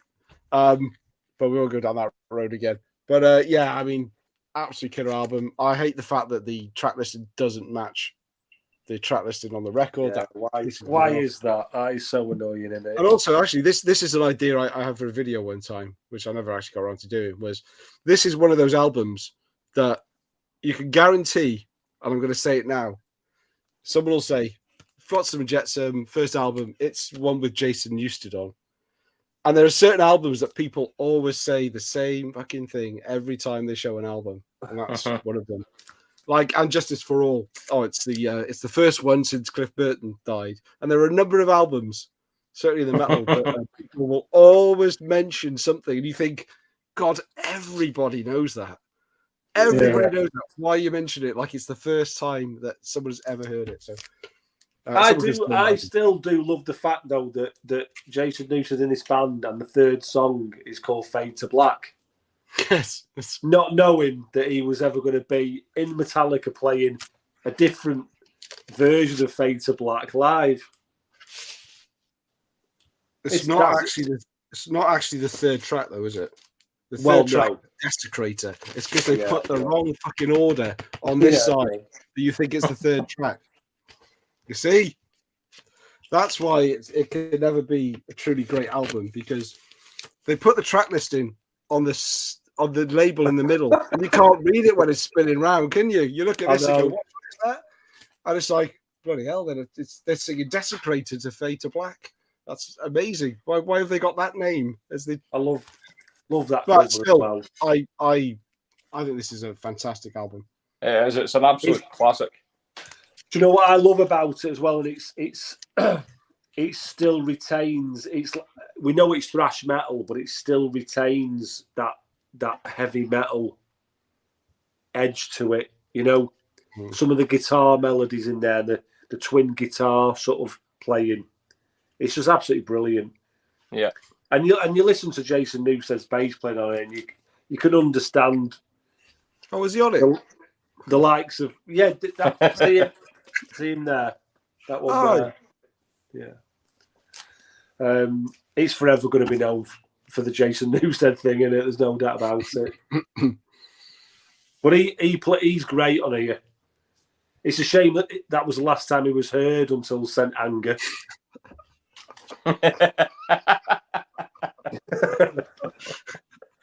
I tell you what, though, for a band that were putting out that kind of quality in 1986, their last album was awesome. The one from last year. Okay, yeah. That Blood in the Water, brilliant. It really took me by surprise when I bought that. And I've still not heard that, you know. Oh, give it a listen. Honestly, what was the one before it called? Because I thought that was bland as anything. I like that one. I like that one before it. What was that one? It's the one where that Flopzilla thing's back on the cover, isn't it? Yeah, he's coming out of the water. No, he's not. He's coming out of fire or something. It's kind of yellowy one. Fiery water fire thing. Yeah. I thought it was bland. I would give the new one a listen. Honestly, I was really impressed. There we go. End of Chaos. There you go. Yeah, Mr. Flotzilla himself. Yeah. Darthzilla. Demolition Man is awesome, and so is that's a good album. I like that album. Well, that could be Darcy's new channel name. Darcyzilla. Yeah. Darcyzilla. Darcyzilla. Yeah. But no, I was really impressed with the new one. Yeah, and I've not heard either of the two. That one that Mark's just shown, or the new one. I've not heard either of them. And the reason being is I keep waiting for the price to come down a little bit. It hasn't for years and years and years. I've been waiting for that End of Chaos to come down, and it fucking hasn't ever. Mental, isn't it? It just doesn't go down at all. You know, even I'm thinking when that's $6.99 on Amazon, I'm having it $12.99 every day. Never does. Never comes down. Because I've been looking at the vinyl since it came out, and it's never dropped. Which is such a surprise for such a bland album. I think it would have dropped off by now. Have you got it, Andy? Yeah, I think I've got it on CD. Yeah, I'll just pass it over there.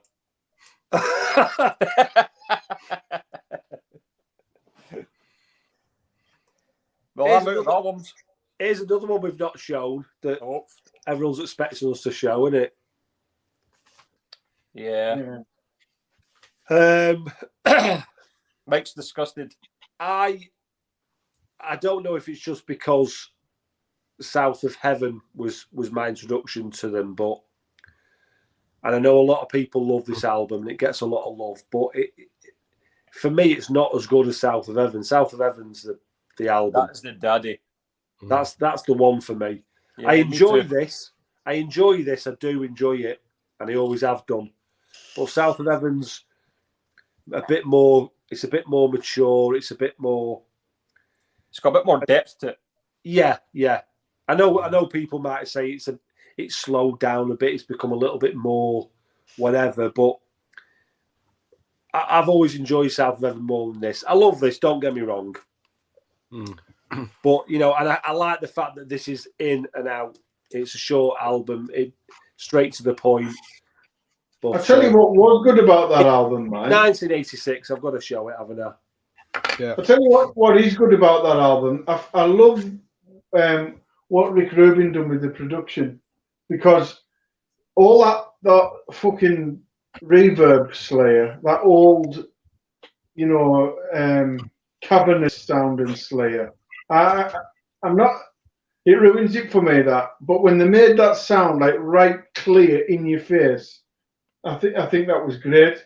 For me, it's like Seasons, Divine Intervention, and then South of Heaven third. Yeah, I would say. But it's got some. But the two big songs off that are probably their best songs as well. Yeah. Why is the album called Raining Blood and the song called Raining Blood? To get people like us talking about it, maybe. I mean, this was too aggressive for me back then. I was like, whoa. Stars on Thrash. When I heard the Slayer song of that, I was like, oh, I'm staying away from that. It's too much for me. But I have, over the last couple of years, I've really got to like this a lot more. Not my top 5 by any means, but I was a South of Heaven guy for years, but now Seasons of the Abyss Seasons of the Abyss, whichever, is catching up with it. So I love those two. But what I always thought was like Slayer, they're like fucking evil. Look at them. But they're absolutely smashed out of their heads. But they've got these tiny cans of Stella, and they've only had one can between them, and they're fucked out of their heads. Get on the straight vodka. Fuck's sake. Yeah, they should be on the vodka. They've had one teeny tiny little can. Up on that. That's not even like 330 ml Coke can size. That's like, I don't know. That's like a fun pack of Stella. I know, but Andy, we're in Scotland. Look, my cans of Stella are twice the size, and I'm not looking at deranged, and I've had more than one. I think that's a record company thing, because the album before it, that would have been a naked woman covered in blood. Yeah. And they've gone, well, you're on Def Jam now. We'll have to substitute for some beer. You know what I mean? Never mind the naked virgin. That's what we can afford. Do you not reckon it's a little bit mental how they got as big as they did? Do you not think? I mean, I like them, but do you not think they got a little bit bigger than you would have expected them to get? Considering the live performance is as fucking dull as it comes. There's nothing going on there. And they're like the status quo fucking thrash. I would, if Kerry King started doing knee slides across the stage like CC DeVille, he'd probably have murdered the band with his spiky wristbands by the time he's got there, wouldn't he? No, I don't know. They were always a little bit different, Slayer.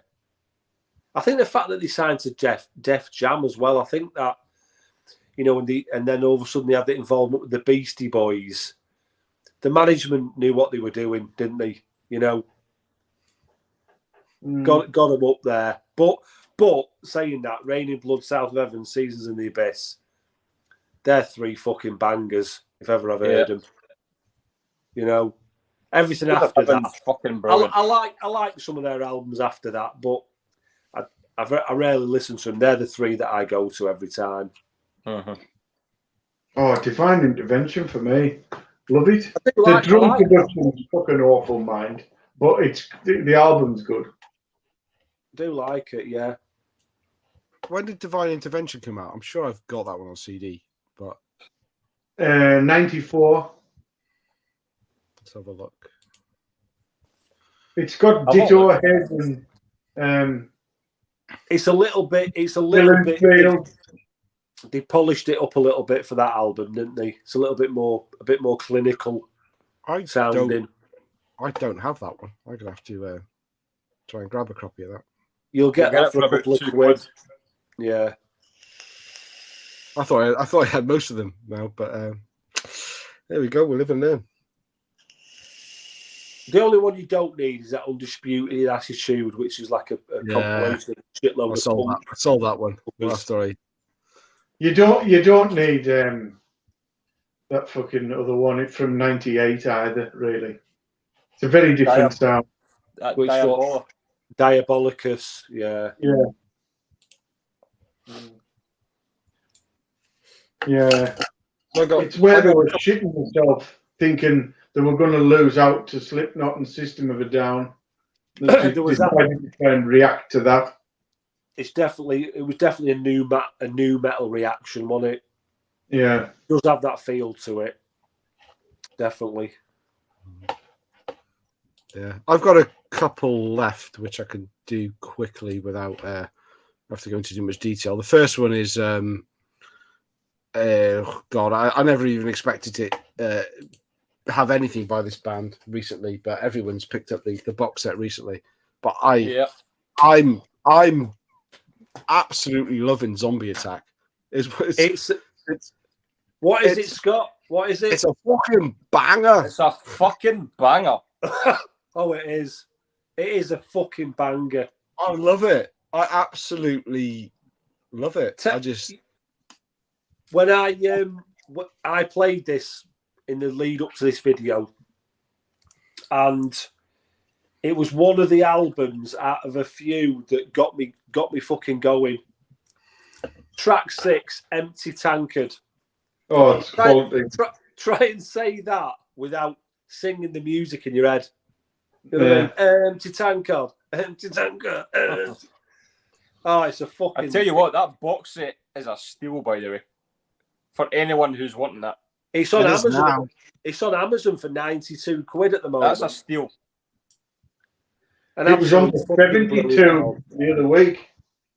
Yeah. Yeah, it's a good call. It's a great box set. It's a cracker. It's when I first heard this, I remember it being quite. It always sounded quite thin and quite raw to me, but punky. Now it doesn't sound like that. It's fucking brilliant. If you read the write up in the box set on that one, they were like saying it's like they were kids and they just the lyrics their English was not very good. The lyrics are just like but it works. It's just like I don't care that the lyrics are like either childish or just don't really make any sense. The music is fantastic. And that box set, I've only managed to get through 3 albums so far because I'm just playing that. I'm getting into them. Well, I'm not going to play the whole lot and just... That's the best way. Munges into one.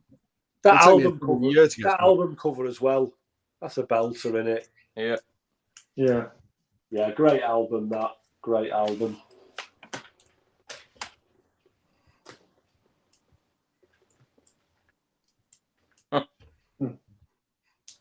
Yeah, but... Are you... Well, I'm out of albums. Another one from 86. Morbid Visions, Sepultura. I preferred Bestial Devastation to that one, actually. I have to say, the production on the first album is better than it is on this. Yeah. The sound on this is... I love its aggressiveness. I love its sort of frantic sound. But the guitar sound leaves a lot to be desired. Especially is that the one where they fucked up and the they've got the guitars tuned at slightly the wrong. They're not matched up together, so you hear it like it's like a fucking wasp all the way through it. It is. You can definitely hear the guitars aren't tuned up properly. Yeah, but that kind of, for me, that kind of adds to its charm a little bit. But if this, I would have loved if this had the same production as the first album. Yeah. But you know, it's got Troops of Doom on it, and what a tune that is. Yeah, they've done that forever, didn't they? Yeah. But it stands out though. When you listen to that album, you sort of think, yeah, that's like a far better quality song than everything else on it. Yeah. This is, you know, Beneath the Remains, or when that came out, that is so kind of far removed from this. Beneath the Remains is more controlled and mature, but like I've said to you before, I'm really loving that raw and primal sort of sound to bands now. Brilliant album. Morbid Visions. Never clicked with Sepultura, me. I tried. I bought a bunch of albums and I sold them all. Yeah. Wow. Did you end up getting them all of them, Andy? Yeah, all of them. I just thought I'm not going to listen to these again. I got into your mindset. Wow. Not my thing. Well, Scott's having to drink to that. No, I get it. I get that, really. Nice. I need some Omen in my life. So do I. This is kind of good, epic. I don't have any Omen. American heavy metal. Fantastic. What can I say? Again, this is one that I put on this week and listened to it all the way through and loved it all the way through. A little bit like Sword and your description earlier, Scott, around it being, there's nothing spectacular about it. It's just start to finish a good listen. So Omen, I would check on. How many got left, Mark? Are we having a shootout? Because I've only got one left. Possessed. Look at it. Look at this. Beyond the Gates. Look at this for a cover. Look at that. It's beautiful. Isn't it? Isn't that lovely? Yeah, this is a brilliant album. Again, not my introduction to him. The Eyes of Horror was my introduction to him. But this is brilliant. It's again, it's that primal, aggressive, in-your-face thrash metal. But you know, there are memorable moments in there, memorable riffs. The vocalist Jeff, I don't know how you pronounce his surname, but Jeff Becerra, he's got such an evil sounding voice. Awesome. Just the way he barks it out, just brilliant. Absolutely great album. I've got renewed interest in them since that 2019 album. But yeah, I've gone back because I hated Possessed back in the day, and then when that album came out, I was like, I don't want that. They're fucking Possessed. I don't want that. And I got it and thought, fuck, that's mental. So I went back and got all that early Possessed. Even Seven Churches now, I fucking love it. Because that is it. It's weird, that Seven Churches album when it starts, the drumming. It's like, the drummer can't drum, but it too. And then he seems to find his, I've always remembered you saying that about Seven Churches. The drumming always put you off. Yeah, but he doesn't do that for all of the album, and I've ended up warming to all of that now. But Eyes of Horror is better than Eyes of Horror is probably better than Beyond the Gates. Really. Yeah, I agree. I think Eyes of Horror was always my go-to back in the day. No doubt about it. Oh, I'm out. Yeah, I'm going to show this one because I know maybe Scott might appreciate this one. Get in. And this is an album, again, it's not one that I listen to much these days, but a good friend of mine who sadly passed away. This was his favourite album. He loved this band, so it's very poignant and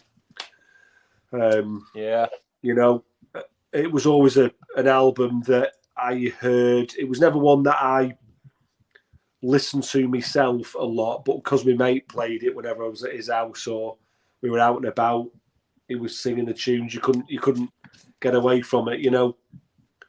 It's a good album. And it's a good album. I enjoy it. It's a long one, isn't it? Is it like a really long album, or is that the other one?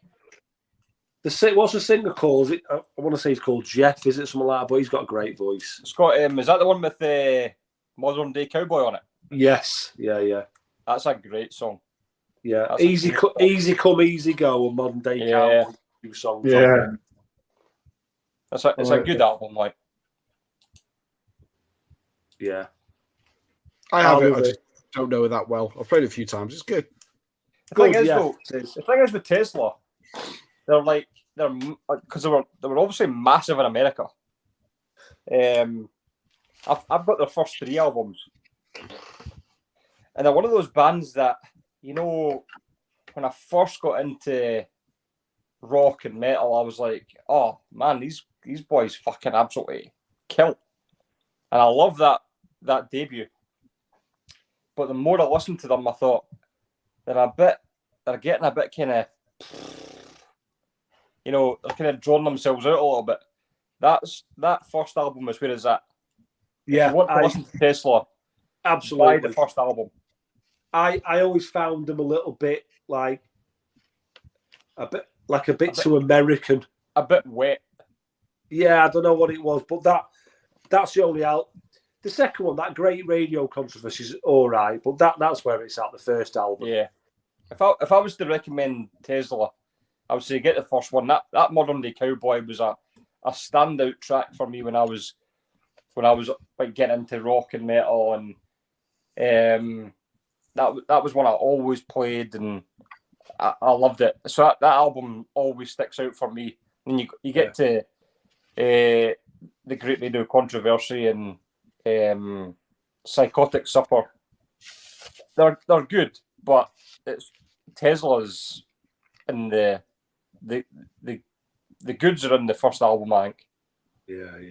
Yeah. I agree completely. I do. It's just physically too long as well. The albums are like an hour. Yeah. Mm. Which is a squeeze on vinyl as well. Yeah. You know, doesn't sound too amazing when it's on vinyl. You're squeezing all that on. Mm. Another one for you. Sodom. Obsessed by Cruelty. That's a hard listen. I was just about to say I enjoy this, but you know, when I talk about the filthy, horrible, dirty stuff, this for me is dirty. It really is. You know, must be bad then. It is a hard listen. It's still got that sort of that. I don't know if you call it proto black metal, but it's got that feel to it. You know, it's chaotic, and it's not chaotic sounding. It is chaotic. It sounds like they fell over the fucking drum kit a lot of the time. You know, it's the sort of the speed of the drums and the riffs. They're not always in keeping. You know, they're off in different places all the time. It's proper raw and it's good. You know, but I love a bit of Sodom. Yeah. And the last one I'm going to show, and this is me done then. I've shot my load. Yeah. Destruction, Eternal Devastation. Great album. That's a great album cover as well, isn't it? Yeah. This is another one of those albums that when I heard it initially back in the day was a bit too intense for me. But I've since gone back to it and fabulous. Mm-hmm. You can understand why these boys are classed up there with Creator and Sodom and Tankard, can't you? You know, they know what they're doing. Absolutely. I don't have any early Destruction. I've got a few of the newer Destruction albums. We saw them a few years ago with you guys, but Yeah, they're quite hard to come by. They're still quite expensive to try and grab anything early on Destruction. They've got that's been reissued, that album. Has it? I've got the reissue. It's on red vinyl. Oh, wow.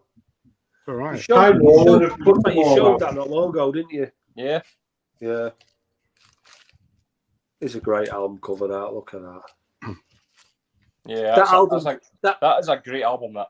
That album cover wouldn't look half as good if they had bald heads, would it? Hell no. Very much of its time, isn't it? It's like a guy with 3 bollocks.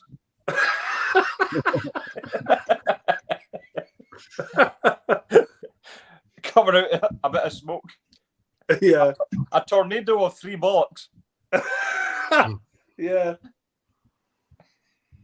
Triballs. A tricycle. Tribolox. This is a trinado. This is my last one. It's more of an EP, but it's Zodiac Mind Warp. Ah, okay. High Priest of Love. It's not as filthy and grimy as Tattooed Beat Messiah, but it shows the way they were going. And I love Zodiac Mind Warp, so anything that they've got, albums, singles, I will grab whenever I see them. Is that an album or an EP? It's more of it's a 6-track EP, which is like, Rain in Blood. Is that an album or an EP? Yeah.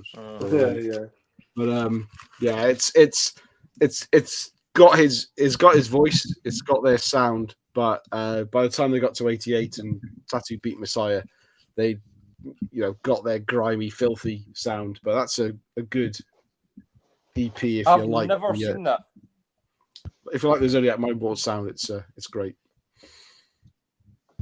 I'm quite surprised that you diehards haven't showed Exhumer, Possessed by Fire. Do you know, there's quite a few albums that I would have loved to have shown, but I haven't got them. Candlemas, Epicus, I haven't got that. Assassin. I forgot about that. I was listening to it, that Agent Steel, and it's a great album, but I haven't got it. Even the CDs are expensive for Agent Steel. DC LaCroix. I forgot about it. I forgot about it, Mike. To be fair, just check the year first, please, Andy. What's that? Do you realise that on the front of that Exhumer album, he's like the German flag within the fire? Oh yeah, yeah, good call. Yeah, there we go. There's something new every day. I've got about another 40 albums. If you want me to wait and pull them out, I can from 86. But I thought, I mean, I can show the Aaron's run again. There we go. No. Who made who? I've got that one, yeah.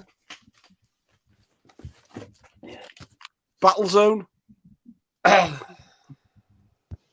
This is a really body talk. You make my body. He's going. Body talk. For you next day.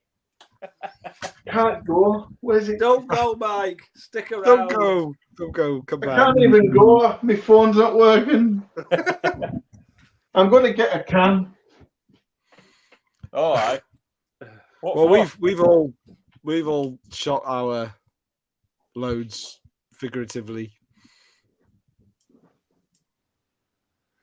I think we lasted quite well, though, didn't we? I mean, Mike was a whinging cunt for most of that build up to the video. But can I just say, sorry, can we just ask Eric? Eric, we were talking about this movie earlier, and just wondering whether. So we've got Eddie Winebender here, whether he was a relation. Yeah. Not sure. And I've never seen that. I don't think it was you because it was you're far too young to. Yeah, I've never seen that film. I've never seen that film, Eric. So when Andy mentioned that, I said, Eric, I'm sure he's got a channel on YouTube. He said, no, it's Eddie, not Eric, you dickhead. There we go. Hope you're doing well, Eric, because he's recovering, is he not? From his Eddie from his Winebender. Yeah. Good man, Eric. I hope you're doing all right, mate. Hope you're doing well. He's back in the VC, making a few videos, so it's he's obviously in a good place again now. Good to see that, mate. Good to see. Well, Mike's gonna drink. Mind blown. There we go. Well, there we go. Eric, were you named after Eddie Winebender? That's what I want to know. Eric Eddie Winebender. I think we need a video on that about the origins of Eric Eddie Winebender. Absolute classic. Just make sure, Eric, you don't play those records backwards. No. Judas Priest got in trouble for that. How are we doing? I'm done. It's been a long one. It has, but it was a good one. Always a pleasure. I know we don't always do these as often as we'd like to. That's my fault because of my work pattern. I only get one weekend off in every 4, and obviously I quite like to have my boys with me, so I have to kind of squeeze this in. So these 3 guys here are very patient with me. But, incredibly patient. Too patient. And I appreciate it, boys. I appreciate it. We appreciate you, Mark. That's why. Thank you, sir. It's fine. We'll set up a new channel and ignore him. Yeah. It wouldn't be the same without you. Nice one. But thanks to everyone for watching. I know, like I say, we don't do it very often, so it's appreciate you. I don't know how many people we've had watching, but the comments have been coming through well. True. Hey, good call there. Yeah. In the week, I was going to mention that one. Never even. I've got that as well. Never even thought about that. Not represent. Like I say, there's going to be a few. We've got the important ones in. That's all that matters. Yeah. So thanks for listening. The important one. Fucking imps. Right, fellas. Let's let everyone get to their beds or get up to work, whatever they may be. Cheers, guys. Right. A lot of fun. Thanks, everyone. Thanks, everyone, for watching. Nice one. Cheers. Ta-da.